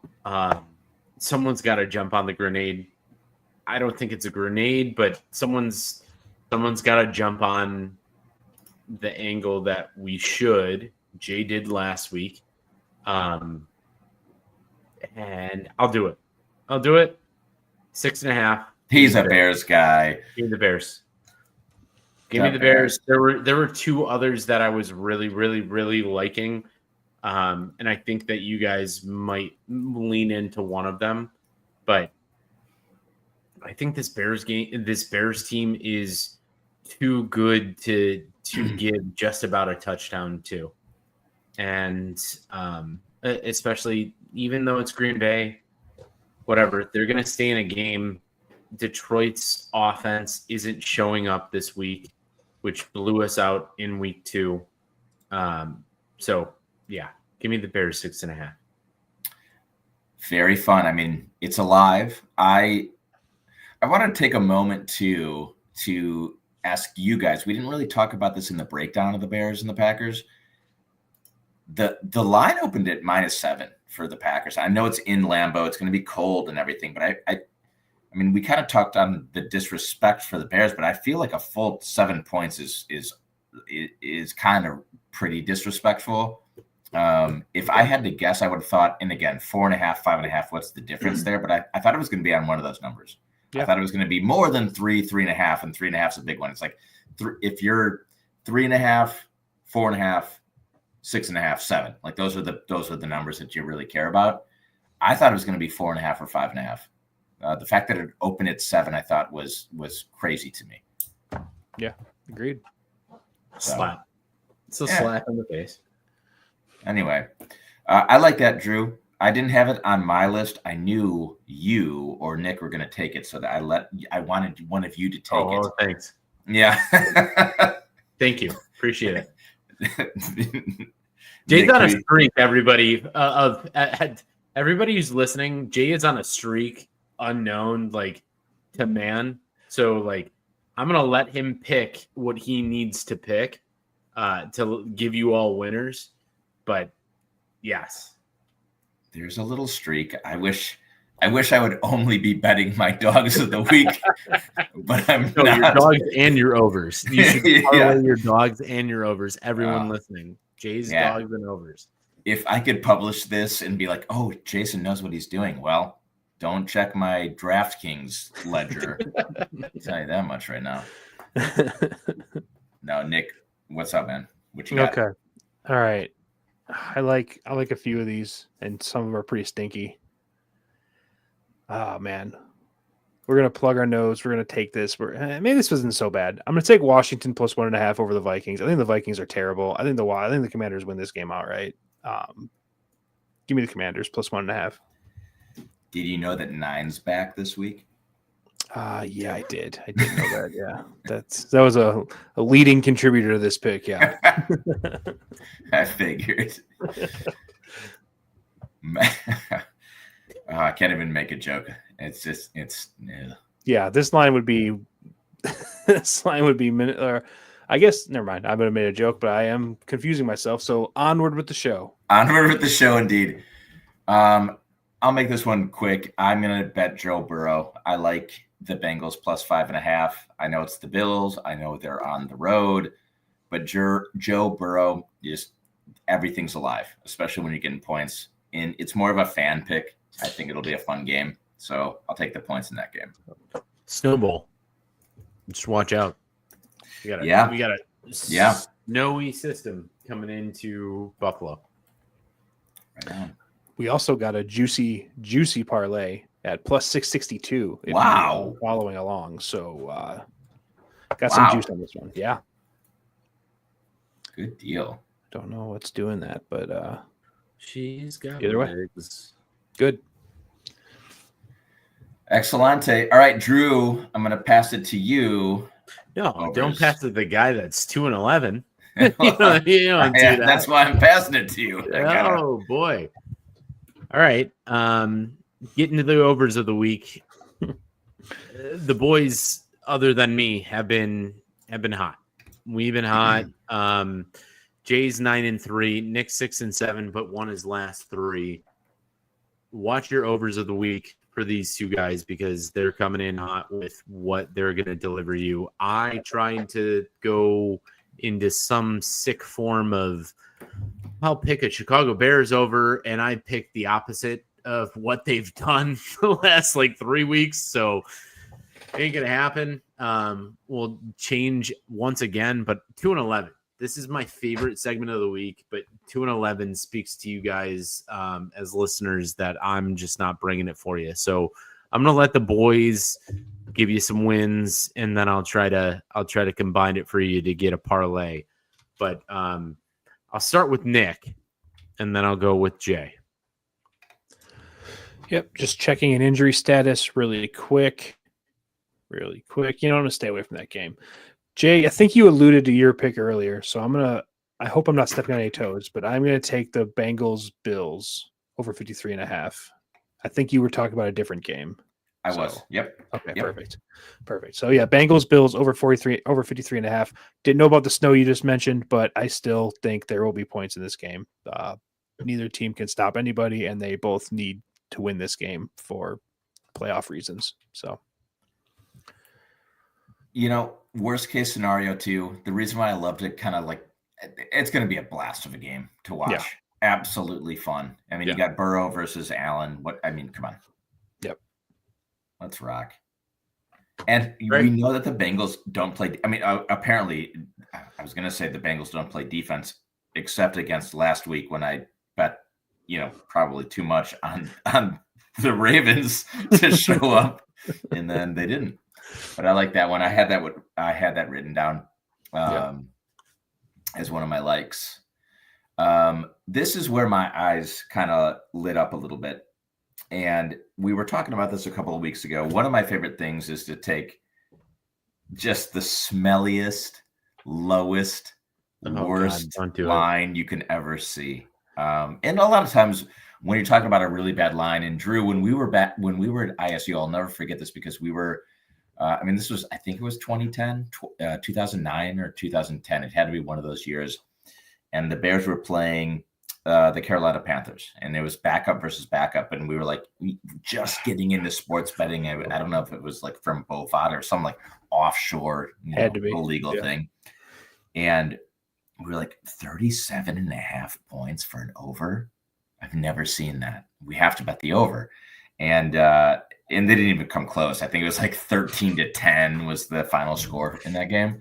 But like you get to the 37s, 36s, and it becomes laughable. Like, ooh, Don't do it. Pretty rough line. And then once in a while, you have the ability to see a line that you've never seen before in the NFL, and we might never see it again. And I'm so proud. This is not how you break a streak. I'm Don't so fucking do it. Proud to say that I am putting my over of the week on. Truly, like I need to Google this, and I should have done this ahead of time, but I didn't. I've never seen 33.5 in my life for an NFL football game. And just for the hell of it, just to have some fun, we're going to take the Titans at the Browns. It's probably going to be really shitty weather and cold, and the Browns defense is amazing, and the Titans are bad, but it's going to be, I mean, this could be a 9-6 ball game, guys. But we're taking Titans Browns 33.5 just because I think the number is too much fun to not bet. So I'm sorry. Oh God. I do have one funny thing to kind of talk about really quick about this line being this low, because I did look up. I saw the line as well. And I also thought this is like an Iowa football score, like over under from like 2-3 years ago. Like what? I've never seen an NFL line this low. The lowest over under in NFL history is 28 even. December 26th, 1993, Bears versus Lions. Oh my God. Okay. 28 even. 28. And I'm sure it was probably like a negative forecast with snow everywhere. Like, oh man, it had to. Oh God, I'm trying to. 28 even is like. It did go. It did go over. By the way, it went. Okay. It did go over, so that's good. So those are the things that encourage me about you picking this, Jay. Is like when you have those ridiculous things, like the ridiculous lines. When you see it's 21 points for a favorite, because it's the Jacksonville Jaguars versus the Philadelphia Eagles, like 3 years ago. Like that shit doesn't happen in the NFL. Like it just doesn't happen. So lean the other side. I love that you did it. I hate that you did it. But you gotta have some stones to bet the under. If you're an under better in that game, like you got some fucking cojones, dude. Yes. You're rooting for Myles Garrett to break the record right then and there in that game. Yeah, pretty much. All right.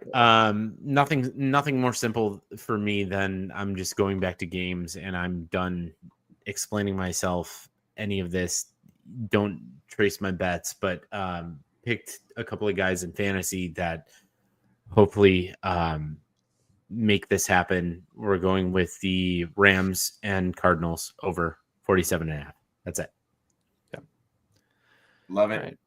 Plus 575 on that parlay, which I will get out to the people probably Saturday morning. Beautiful. All right. 3-man weave, says Nick. Nick, do you want it or do you want me to take it? Yeah, why don't you take it? Okay. I don't know. Season totals up to date, Jay? Or are we still? Yep. They are. Okay. Right at 500 for both you two. I've been on a little heater. 10 games above 500, but still tracking for all the 7 games money line that have been picked. Really love the game that you picked first, Jay. We talked a little bit about it just recently with Nick's over. We're going Cincinnati. We're going Buffalo. Nick, who do you have since it's your over? Who do you have winning this game? I have the Bengals winning this game. I count myself as a huge Joe Burrow fan. I love Joe Burrow. I think this team is just a different team with him, and I don't think the line has caught up to the Burrow factor yet. So I'm all over the Bengals in this game. What do you think, Jay? You in the same boat?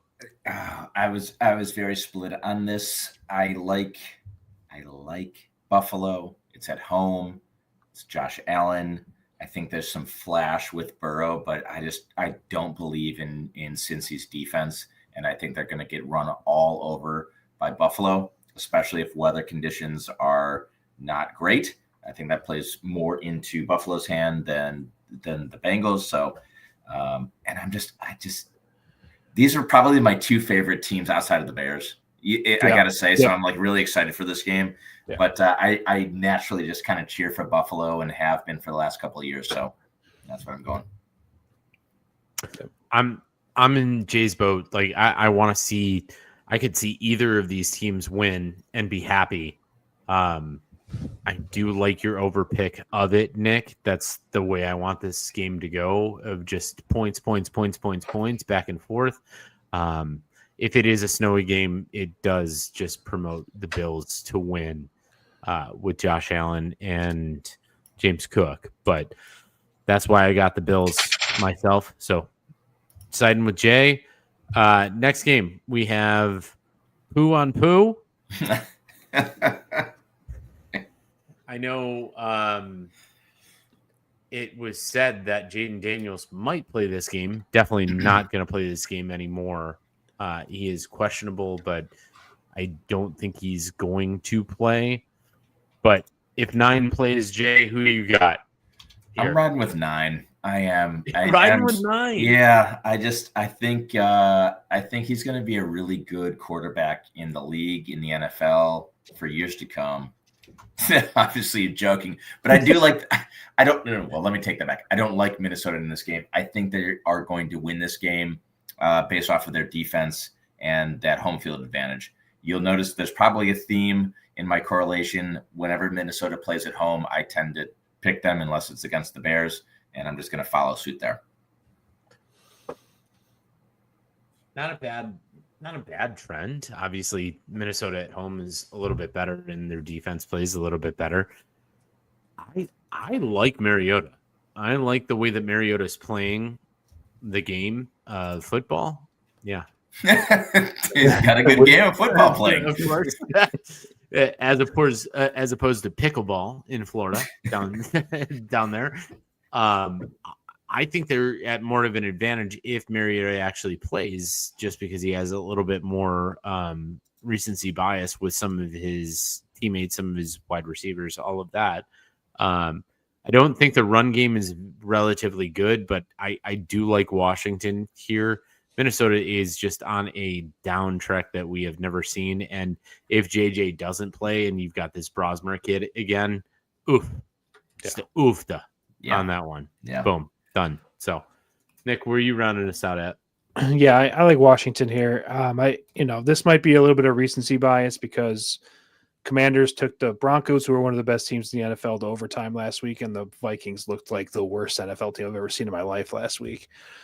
They will play a little bit better just because, as bad as JJ McCarthy is, he's not Max Brosmer. But I do think, I don't know, like getting Terry McLaurin involved, the offense seemed to move the ball. Broncos have a good defense, and the Commanders were able to move the ball on them. Vikings defense is not as good as the Broncos defense. So I think Washington wins this game comfortably. Might take an alternate line on this game. Okay. Yeah. I mean, it's going to depend on JJ and what happens in that game, but it's interesting. Okay. We got Indy. We've got Jacksonville. We've got a interdivision and conference game. I am going to lead this one off. I really do. This was one of the dogs of the week that I feel like I thought one of you was going to take, and I really do like Jacksonville here. Indy is sputtering. Daniel Jones has a foot injury that I think is some people have been diagnosing through the community, NFL community, but I also think he's not as good and starting to come back down to earth in his interdivision games and harder games. So I'm going to take Jacksonville for sure. I think they win this game outright. And I want to take the points with it, but I love my Chicago Bears too much. Nick, who you got? Yeah, I have also Jacksonville in this game. Drew, you alluded to Daniel Jones's foot injury. It's actually a broken leg. It is a broken fibula. We talked about it a little last week. I'm sorry. Yes. Yeah. It's not. I mean, obviously he's playing. It looks like he's going to play, but Jacksonville just has this. You can call it like what the Bears have a little bit. They just have this like weird voodoo on them where they're just winning games. Like the Jags are what, like 8-5, 9-4, something like that. Like they're a pretty good record, which means they're a good team. And I think the Colts are obviously also a pretty good record, but I think they're two teams trending in opposite directions. I like the Jaguars, excuse me. All right, Jay, consensus? Not this time, although I'm tempted. I am trying to keep it simple in the fact that I think that Indy is the better team. Yeah. And I agree with you guys.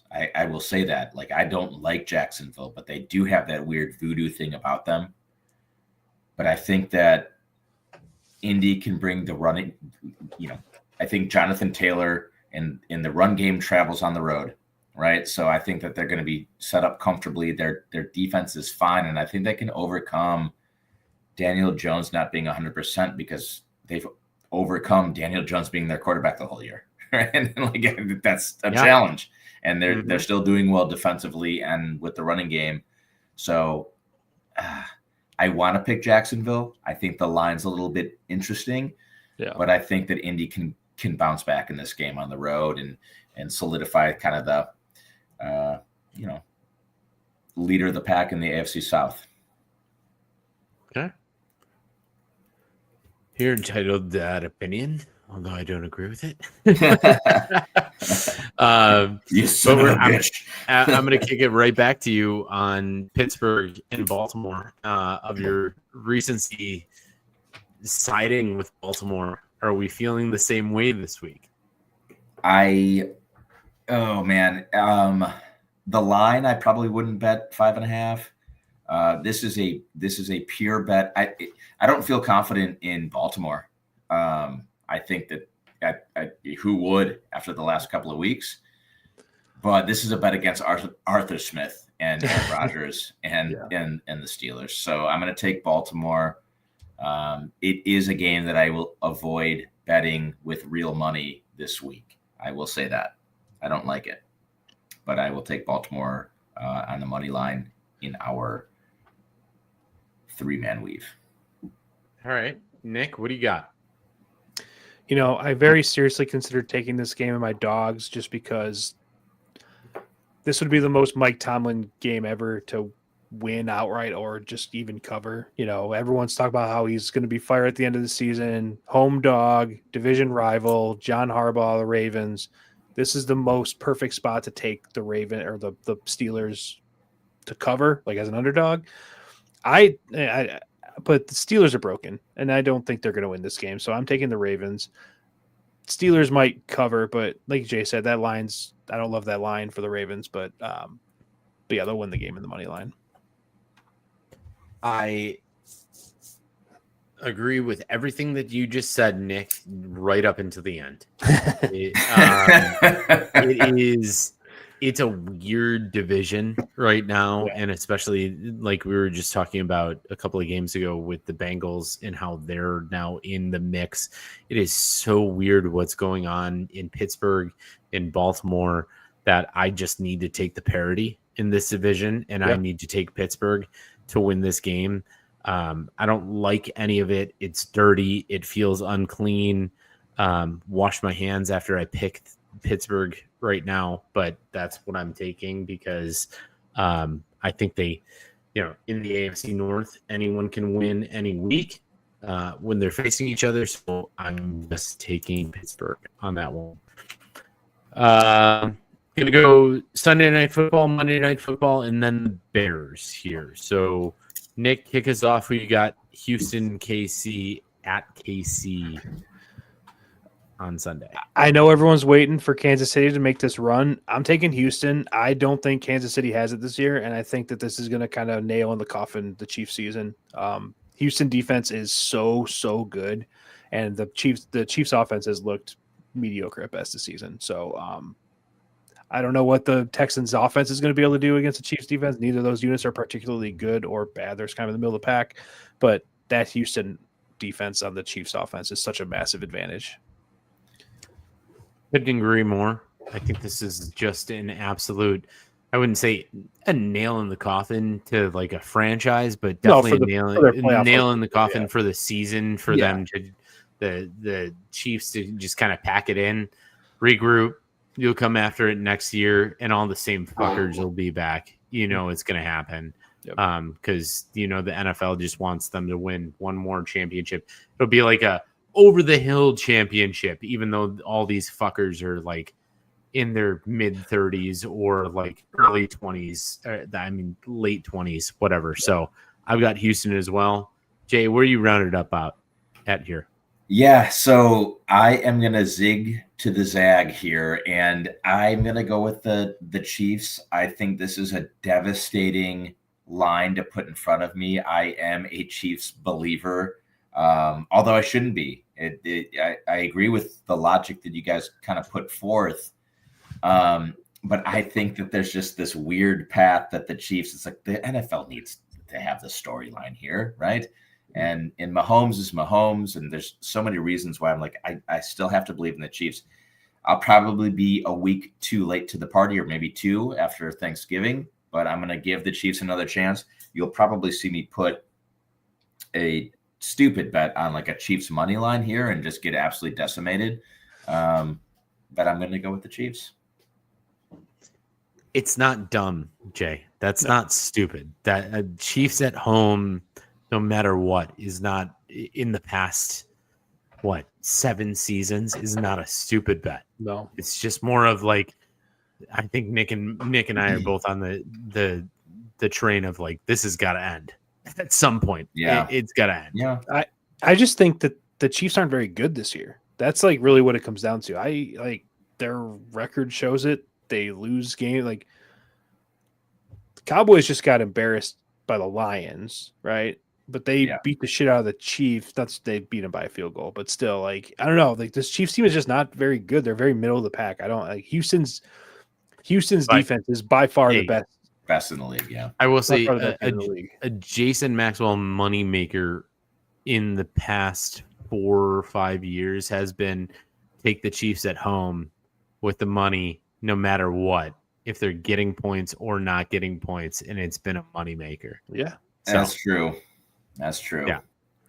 Yeah. The Patriots, when they were on their run, when they had their undefeated season, I just kept on betting like the money. I was like, well, I guess you can never lose. And that was like when I was fresh getting into gambling. I was like, minus 630 sounds great. Like auto win. And does that get me? $60 gets me maybe $530. Okay. Okay, I won. Yay. Yeah. Yep. All right. And then you learn quickly. Monday Night Football, we have a team that's on 2 teams that are very questionable. I don't even know what's going on with both of these teams. Looks like the line is favoring, obviously, Philadelphia because of the fact that LAC, the Chargers, are without their quarterback. Trey Lance, can he do this, Nick? Question mark? Well, it sounds like they're going to try to play Justin Herbert through his broken hand or whatever he's got.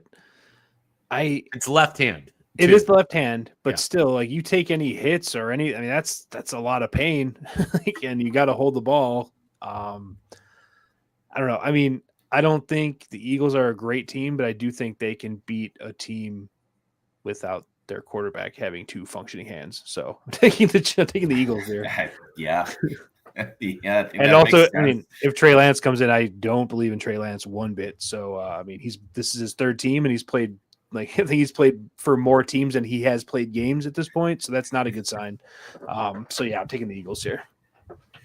Do you remember when Dallas traded like a 3rd or a 4th round pick for Trey Lance just a couple of years ago? Yep. Yeah. That's Yep. dumb. What were you, was that his last show, Drew? Saved by the Bell. Dumb. Unbelievable. Stupid. Stupid. Ah, Yeah. dangerous. Ugh. All right. Jay, who you got in this game? Yeah. I'm just gonna ride Nick's coattails. I think he said it perfectly. So that's what I'm thinking too. I gotta go against both of you guys. I think it's I hope you're right. I don't like Philly. I don't like Philly, period. It's not even just based off of what I'm a Philly fan. It was my second team, whatever. Yeah, I was gonna all say of those Philly things. Drew. Yes. Yeah, really true. They got problems. They got problems deep in their core. And I think a simple Omarion Hampton might be back in this game. Might be able to hand the ball off to that kid a bunch of times. But I think that John Harbaugh can create a scheme to get the ball out of Justin Herbert's hands very quickly, or Trey Lance's hands, whoever it needs to be, that this doesn't come into that much of an effect. Philly is in shambles right now. So I think they're just further going on a downturn right now in my eyes. So Yeah. Very possible. It's a turning point game for him. It's a huge Yeah. game Yeah. for Philly. That Bears loss really was not good for them. they're Oh. Don't get it wrong. They're gonna make the playoffs, but whoever gets them in the first round of the playoffs is being gifted a matchup, because that organization and that sideline does not know what they're doing in a football game right now. By the way, speaking of the Eagles, I don't know if you guys knew this. Like, the Eagles are currently on the in-season Hard Knocks. Did you guys know this? No. Yes. Did Yeah, not. I did not know this. I don't know if it just recently started airing, because I haven't heard anything about it until like this week. Nick Sirianni, this guy is such a fucking like corny dude. On his nameplate on his desk at his office, you know what it says? Oh, God. It just says do epic shit. Fucking what? I saw it all going around the internet today. I was It's like like, that's that's not- something that like a Gen Z Fortnite Yeah. player would Yep. put. Like, that's exactly what that's make an epic play today. Like, It's like oh, an AI God. human. It's like, is there a soul in there? Like, do you have a fucking original thought? do epic shit. Oh, God. Scrappy Doo in Scooby Doo Monsters Unleashed, right there. So there you go. Nick, I'm glad you said that, because I don't like. I mean, none of us like Sirianni as it is, but like, at least I can confirm like we're not wrong in not liking No, the guy. he's the worst. He sucks. Can you imagine going in your boss's office and there's just like a do epic shit? It's like, okay, where's your cocaine, buddy? Like, behind all the drawers. I'd like to see your resume and where you graduated from. That's what I asked. I didn't ask for you to give me a tagline for your for your next action moment. You know when people like walk in, he's like kind of like gearing toward like, oh, did you see the name tag? Pretty funny, right? You get it? I'm very relatable and funny. Yeah. My name tag. My name All right, plate. one more game. We'll get closing this out, but one more game. We all know where it is. We're talking Bears. We're talking Packers. I'm going to give it to Jay first. Jay, where are you at? I gotta take the Packers, guys. It's no, it's we're taking the Bears. We're taking the Bears. I am putting, and thank you, Nick, for last week. A couple of weeks ago, you guys talked, and Drew, you guys talked me into Bears plus the points, and I didn't take the money line because I pushed out. I'm taking the Bears here. I'm taking the Bears on the money line. I'm taking the Bears on the spread. Let's go. Let's put the heart in the sleeve. Let's have some fun. Go Bears. Nothing else to sell on that. I love it. Jay, short and sweet. We're taking the Bears. taking the Bears in my perspective. And Nick, where are you taking? You know, there comes a time. No, I'm just kidding. I don't really have a speech or anything. But yeah, it's Bears. It's Bears. It's always been Bears. I'm locking in the Bears money line bet as we speak, just because it has to be done. Yeah, Bears money line bet locked in. You guys know I like my units are a little bit smaller than your guys's, but I did put a 2-uniter on the Bears money line last week, which is a lot for me.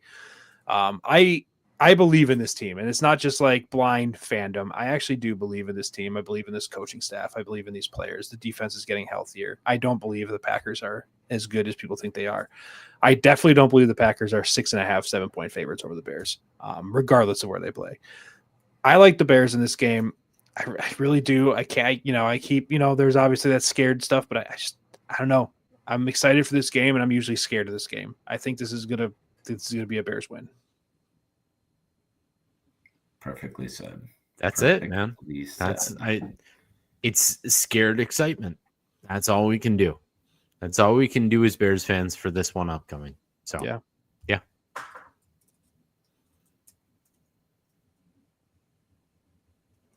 All right. All right. Looking at you, Jay. Yeah, that's your show rounded out. No, we're gonna kick it over. My bad. Guys, great show. It's Packers week. We are gonna round it up with some closing thoughts. Drew, we'll kick it back over to you. We'll play hot potato with who's going to speak. And Drew, it's back over to you for your closing thoughts. Yeah, short and sweet. We're not gonna go into anything huge, although I do have a quick story for you guys. An extremely fun moment. We all know I'm a new dad.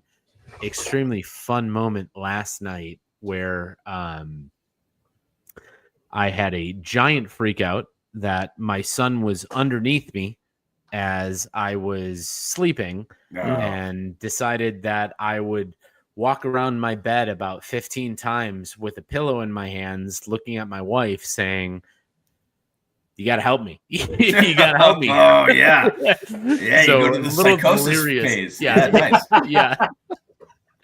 It was an but it was more of like, I didn't think I had suffocated the kid. It was just more of like, you need to help me put him to bed, those sorts of things. It's a fun experience being a father. This is fun. I'm having a great time. I think everyone out there should enjoy it. But more than that, I gotta say thank you to you two for bearing with me for some of the shortcomings that I might have had of being a part of this. And I want to develop the Barely Qualified podcast more as we go. I know I'm just a little bit short of what's going on, but again, Nathan Andrew Bailey, 3-0, about to go 4-0. So we're ready. We're ready here. We're going to keep going, and hopefully a Bears-Packers win is going to make it even more stronger this week. So thank you for kicking it to me first, Jay, because none of that made sense. No, it was beautiful. We want to nab a win against the Packers for Nathan Andrew Bailey. So let's rock and roll. Nick, do you get that? That's his initials, NAB. Anyway. Yeah, no, yeah, very well done. Beautiful, yeah. Nick, what you got for us? I was clapping. You couldn't hear that? No. Okay, I'll do it louder next time. Yeah. I'm going to change the pace a little bit. Just, last time we talked, it was right after the Bears game, like right after the, holiday or the Thanksgiving week. Now that we're fully in the Christmas season, Thanksgiving's in the rear view. Just really go out and, we talked a couple weeks ago. We did our podium list. That was last week. It's been a long week. When we did our podium list of holiday traditions and stuff like that, just go out, do some fun stuff with the kids, with your significant other, whatever you're doing. Just do some fun Christmas stuff. Tomorrow night, my father-in-law was nice enough to take my family and I to the Lake Geneva Christmas cruise. I don't know if you guys ever done that or seen that. It's like the Santa lights on like the lake, and you take the cruise around the lake. Very excited about that. Just really looking forward to doing the whole holiday season thing. You don't have snow on the ground in December very often, so having snow on the ground just kind of makes it an even more special moment. So very excited to do all the holiday stuff starting this weekend. Well It's done. a good one. Yeah. Well done. Well said. A lot of holiday shit. No, I mean, I think, we all three of us have kids now, right? So it's like that magnifies the importance, and it is crazy how fast time moves. Mm-hmm. It really is just crazy how fast time moves. And so like getting ahead of and making a point to plan that kind of stuff, Nick, is really, really critical for the kids. Yeah. You have a different perspective. Time moved so slow when we were younger, and the holidays lasted for years, it seemed. Yeah. Now they last for seconds, it seems. So make sure to give those kids that we all have that experience. So that was really well said, Nick. Love that. Yeah, root those traditions. You gotta get those started. Absolutely. With that said, my closing thoughts are going to be short and sweet. I love you guys. I do. And I don't really have anything planned. And I was really scrambling to come up with some closing thoughts while you guys were going. And I completely drew a blank.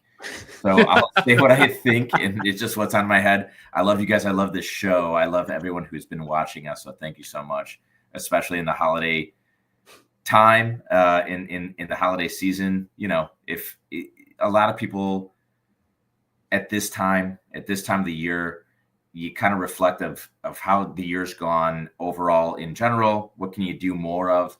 And in a lot of times, there's a reason why the holiday season's the biggest time of giving back time, giving back, resources, money, whatever you have.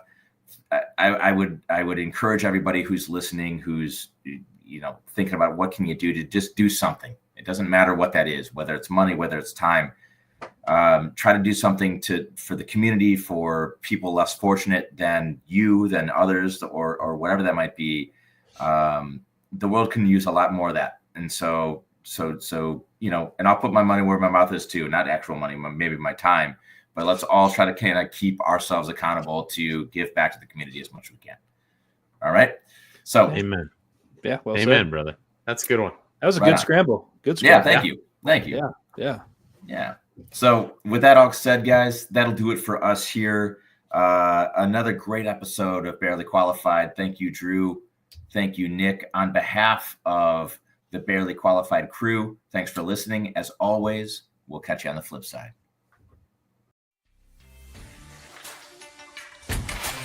Thank you for listening to the Barely Qualified podcast. Like, comment, subscribe for more on a bi-weekly basis.